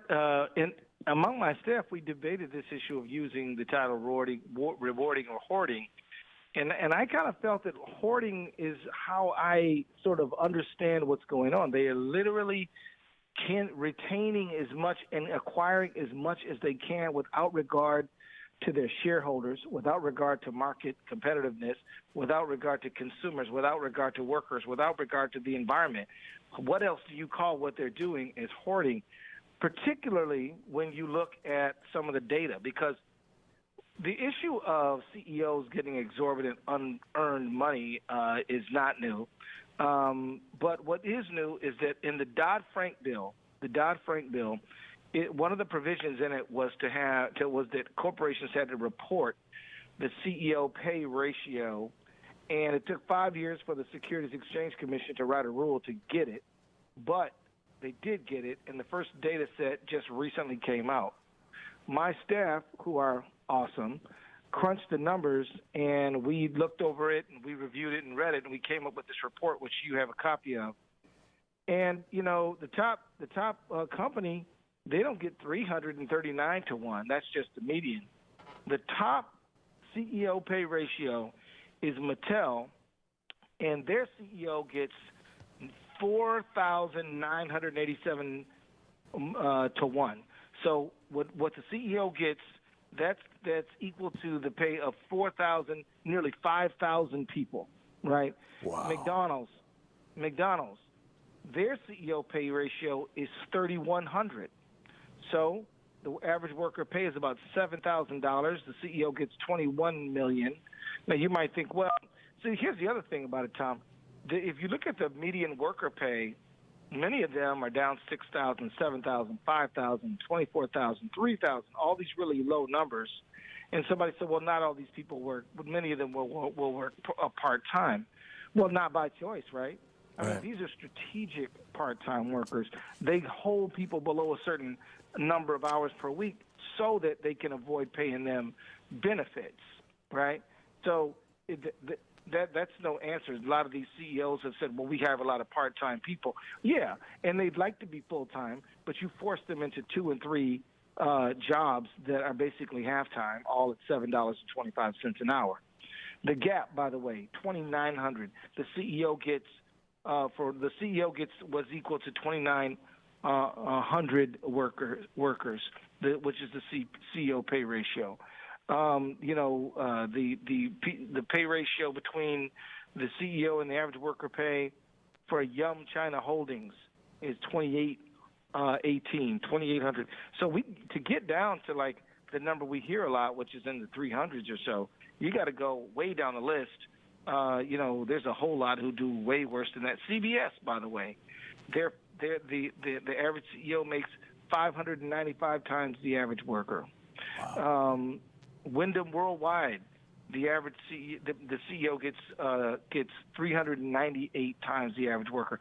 So the thing is that to look at this as medians obscures the fact that some workers get paid extremely low, some workers pay, and some CEOs get rewarded extremely high, and it's not just the workers that suffer; it's the shareholder, it's the small companies trying to break into the business. Why is that? Because they use all this exorbitant money to buy political influence and to do mergers, right? Right. So when they're doing all these mergers, you don't need two marketing departments. You don't need two, HR departments. You just get rid of a lot of people when these mergers happen. And then what do? You create a market where you have basically 1, 2, 3, or 4 employers. That's called a monopsony, not a monopoly, but a monopsony, where there's one buyer of labor, and you can pay them what you want to pay them because of where they're going to go. So this issue of inequality is way more serious than simply one person getting paid a whole lot and somebody else getting paid not very much. It is damaging our entire society. Certainly it's threatening to our democracy. I agree. And let's put this in context. A lot of people listening are not old enough, and I'm not even sure if you are, but I am. The official old fart here. I remember growing up in the 60s and 70s, and I remember running businesses in the 70s. In fact, I remember in 1972 or 73, I owned a business in Michigan, in Lansing, Michigan, where my accountant came to me and said, "You need to reduce your paycheck." Now, we're talking about a paycheck that back in 72 or 73 was like, I was hitting like $50,000 or $60,000 a year, which you could probably add a zero to that for its impact, today. But, he said, you're reaching the point where you're going to start paying 45% of your paycheck as taxes. And that's crazy. He said, you should reinvest that money in your company. And the fact of the matter is that prior to the Reagan tax cuts in the 1980s, the average CEO in the United States only earned 30 times what their average worker did. And they did that because once you hit 31 times what your average worker was making, you started paying such absurd taxes that it was like, why bother? Let's put the money back into the company and grow the company, which is exactly what I did with that company. And we have just lost all sense of proportion and balance in our economy. And I put it all at the feet of the tax cuts. What are your thoughts on the genesis of this and the solutions to this? Well, let me just agree with you that solving this problem does start with our tax code. And this last round of massive giveaways didn't help. We know that 83% of the tax cut benefits will go to the top 1%. We know that. But I'd say you're right. We've got to raise the marginal tax rate so that it makes sense just to plow the money back into the company rather than just hoard it. The other thing we have to do is we've got to make stock buybacks illegal. They used to be. Yep. That was prior to Reagan also. Yeah, and we also need to do other things like pass laws that help strengthen workers' voice on the job. Yep. Because it is the way the bargaining power has shifted away from workers toward capital that also explains this problem. And we also need to work on campaign finance because, as I said before, with all this money, how do you get all these massive IE expenditures? Where does all this money come from to you just plop it into politics like this? Yeah. Well, it's because of the inequality. So, like, you and I both know, because you work in politics, I work directly in politics. Most people you meet cannot write you a max out check. Most people, a max out check for a congressman is $2,700. Right. But there are people who can write max out checks to a president. How many people is that? That is precious few people. That's a tiny number of people. And you show me those people, these people are CEOs or related to CEOs, and they're the ones who make these giant campaign expenditures where they spend money to attack a campaign idea they don't like or a candidate, or they reward the ones they do like.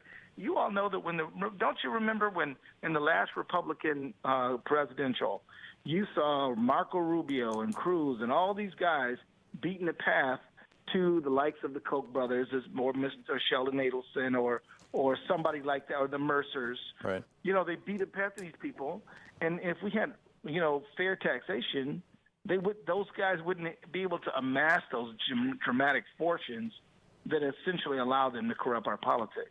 And speaking of the corruption of our politics, back 2-3 years ago, two professors at Northwestern University, Gillens and Page, oversaw a study that was sort of a one-week wonder in the news cycle, but I think is a huge big deal, which pointed out that the political desires of the top 1% have a really high probability of being made into law, something like 70, 80, 90%. The political desires of the top 10% have an over 50% chance of being made into law.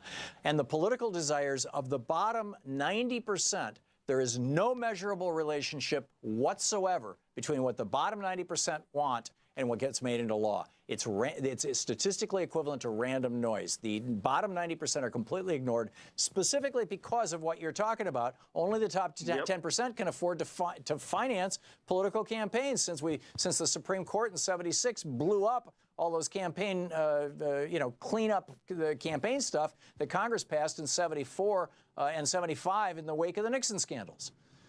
That's right. Well, so basically, what you're saying is because of the concentration of wealth, they have concentrated political power and have essentially subverted democracy. I mean, you can vote if you want to, but, they tell people that it doesn't matter. But I want to tell you on this phone, democracy still does matter. We need everybody to get out there and vote who possibly can. In fact, we got to fight the cynicism, because we've got to reclaim our democracy. But we can't just think it's all about voting. We got to also march. We got to also call into shows like yours. We also got to podcast, and we got to tweet, and we got to get out there and be active. But I guess the story is that, look, we have some, generational challenges facing us, and this concentration of economic and political power is perhaps the most serious thing threatening us today. I read what you were reading a very interesting piece when I was waiting in the queue, and you said the problem of climate change is not really a scientific problem. It is a cultural problem. It is a problem of how we think. Well, part of what governs how we think is the fact that the people who can hoard all this money, they figure, one of them, Elon Musk, isn't one of them. Maybe I got it wrong. He's some other billionaire is talking about building a space station that only him and other rich people can live on. Yeah. And so that's their solution to climate change. They're like, we'll just create something where all of y'all got to live down there in the floods and the heat and well, they're converting used missile silos in the Midwest into $500 million bunkers for rich people. Yeah, it's amazing. It's just amazing. So, Congressman, the bottom line here is that the value system of the Democratic Party is that we need to strengthen the middle class and working people, and we need to regulate the excesses and the greed of our economic system, as we have in the past when this country has really done the very best. And the value system of the Republican Party is whatever the billionaires want, the billionaires get, because the billionaires write the checks that keep us going. And people need to get out there and vote Democratic. Is that the bottom line? Is that what... That's the bottom line, but if I can add one little more thing. Sure, we got 30 seconds. What the Democratic Party says it is and what it really is all depends upon the level of engagement that we can get. Cynicism is a bigger enemy than Trump ever was. Yep. We got to have people involved. We got to have people being a part of this thing, shaping this thing. If you go sit on the sideline because you think it's all sucks and it's all wrapped up, then you have just helped the oligarchs. So don't do that. Get involved, get out there, organize. Yep. Tag, you're it. It's time. We can't afford to be just sitting back and complaining isn't enough. It's one of the reasons I try not to complain so much on this show. We've got to get active. Thank you. Congressman Keith Ellison, one of the really great guys, representing the 5th District of Minnesota, of course, but he's also the deputy director of the DNC, ellison.house.org .gov and Democrats.org. Congressman, thanks so much for being with us. Bye-bye, buddy. It's always a pleasure to talk with you. We'll be back. You're listening to Thom Hartmann. Visit thomhartmann.com for audio and video archives. Back with your calls right after this.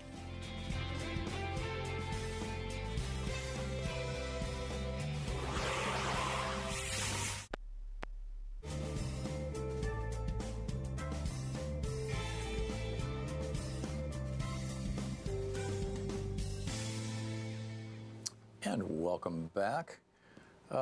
Richard in Naples, Florida, watching on Free Speech TV. What's on your mind, Richard? Yeah. Hey, Tom. I am the fella that had called and had my TV on too loud. So it's been a little while now. I don't know how many folks listening now would remember that, but it does tie in very much with what the show's been about ever since, including your last guest. Can you get right to your point, Richard, please? Say again? Can you get right to the point, please? Oh, sure. The rights of the folks that you talk about, you had mentioned you had gone through a list of various rights that you think should be implemented. Yes. They should be made laws, and I think you're correct about that. But the point that I wanted to make right when my TV was interfering was that the Ninth Amendment of our Constitution provides for this already. I happen to be a lawyer. I guess I told you that, right? So it just intrigued me that you were talking about these rights, as was the congressman. And the one thing that he mentioned, he mentioned various reasons why we should promote these rights. But one of the things that he did not mention was justice. It's just totally unjust. It's totally unjust that people do not have the right to live their lives in as nice and as good a fashion as others simply because they don't have the wealth. That is unfair. It's unequal. It's not part of our system. It needs to be rooted out. Yeah. So that's a right that needs to be created, if you will. Yeah, I agree, Richard. And the Ninth Amendment doesn't prevent us from. You're absolutely right. It says these are the rights that we're defining here. This was part of the originally James Madison was opposed to there being a Bill of Rights, as was Alexander Hamilton, because they were concerned that people would think that the rights listed in the Bill of Rights were the only rights that were granted to people by the government, whereas the rest of the Constitution simply limited the government or defined the government. And Jefferson's argument, and he prevailed, was no, we need to clearly define at least these 8 rights in the first eight amendments to the Constitution, and then we need to have one of the amendments that says that this is not the limit, and Congress can pass legislation defining other rights, or courts and things like that. So spot on. Well said, Richard. Thank you. Dan in Buckley, Washington. Hey, Dan, what's on your mind? Hi, Tom. This is the first time I ever called into any show, and I'll keep this short. Thank you. Specifically, I'm talking about how Social Security is financed through payroll taxes or FICA taxes. Right. It's at 6.5%. And then your employer puts in 6.5%. But the elephant in the room is. I think the 6.5% is split between you and your employer. $15 an hour. Wouldn't that dramatically increase the amount of funding Social Security gets? From 735, wouldn't that double it? Yeah, because the major contributors to Social Security are low-income working people, because that's the majority of workers. Yeah, so you're absolutely right. Raising the minimum wage. I mean, the Republicans keep saying, "Oh, the Social Security problem could be solved simply by economic activity," and unfortunately, with a minimum wage of $7.25, that's not true. But you're absolutely right, Dan. If we raise the minimum wage consequentially, it would largely solve the Social Security problem. It doesn't solve the fairness problem of the fact that, after your first $130,000 a year, roughly, you pay no Social Security taxes. That needs to be fixed.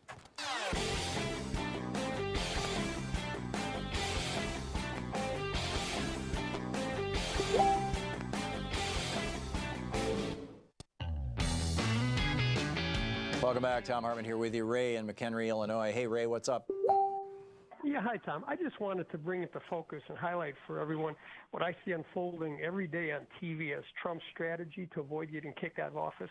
First, they're proceeding on the precedent that sitting president can't be indicted. Giuliani said that just recently on publicly on TV. Right. Well, the Department of Justice said that back in 1974. Yeah, and then they're producing this daily TV series whose message and theme seems to be, I'm such a good leader, doing such a great job that the country can't risk losing me. Yep. Every day his face is on TV with some event which portrays him working hard, keeping his promises that he made, even though much of what he says is either a lie or half-truth at best. And just like they did during the campaign, the media is covering every moment of it. Yep. And I'm afraid it's going to help him just like it helped him get elected when he never should have been, it's going to help him avoid impeachment, even if Mueller comes up with a great case. I agree. I think the probability of Donald Trump being impeached is zero, unless what's the old saying? A live boy or a dead hooker, in their bed. It's going to take a really shocking crime to produce an impeachment. So, we'll see what happens. Ray, thanks for the call. Nora in Seattle. Hey, Nora, what's up? Hey, I was thinking about you when I was at Roosevelt Island at Four Freedoms Park a few weeks ago. Oh, my. Have you ever been there? I am not sure. Louise and I walked all around Roosevelt Island about 5-6 years ago, but I don't recall whether we saw the park or not. Well, at the very point of the park across from the UN is Four Freedoms Park, which is a memorial to Roosevelt. Mm-hmm. And it has his statement about the Four Freedoms on it. Right. But I'm calling with my list of rights, and they start with Medicare for all, but go on to voting rights for all, justice for all, jobs for all, guaranteed income for all, clean air, land, and water for all, lifetime learning for all, that's my favorite, good food for all, good shelter for all, peace for all, equality for all, reparations for Native people and descendants of slaves, safety and security for all, and patriotism for all. Wow, I love that list. You should post that to our Facebook page. That's a good one. That's a really good one. I'd love to. Yeah. I hope it becomes a democratic platform. I do too, and large parts of it already are, but that's one of the most comprehensive lists I've heard. Thank you very much for that, Nora. I appreciate the call. Maine in Chicago. Hey, Maine, what's on your mind? Hey, how you doing, Tom? Yeah. Good. We just have 40 seconds, Maine, so get to it quick. Okay, you want to? I would add pay student athletes. The most exploited people in America is the student athlete. Now I'm in a panic. You wanted to talk about democratizing capitalism? Yeah, democratizing capitalism. Yeah, these are the things that happen when you democratizing capitalism. I'm stuck. That's okay. It's a good idea to turn the radio off because it can be disorienting. Maine, thanks for the call. Wow, what a day. And Donald Trump is talking trade right now. A broken clock is right twice a day. What can I say? Anyhow, we'll be back tomorrow. In the meantime, don't forget democracy. As Keith Ellison was pointing out, what was his main solution to most of these problems? Get engaged. When fewer than 30% of our young people are voting, we've got a problem. When fewer than 60% of all people are voting, we've got a problem. So get out there, get active, tag, you're it. We'll see you tomorrow.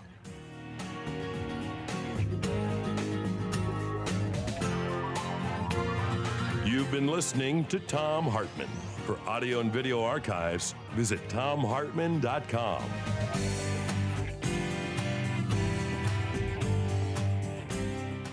The Thom Hartmann Program is brought to you in part by the Aiden Forecast, an investment newsletter with weekly updates of leading market indicators and a monthly deep dive into what the details of the economy and the markets mean for investors and retirees. On the web at aidenmarkets.com. The Thom Hartmann Program is brought to you in part by Super Beets. Super Beets are sourced from non-GMO beets, and they're packed with dietary nitrates, helping to produce nitric oxide for more energy, stamina, and support for healthy blood pressure levels naturally. Call 800-568-9889 or go to tomsbeets.com. That's 800-568-9889, Tom's Beets, THOMSBEETS.com.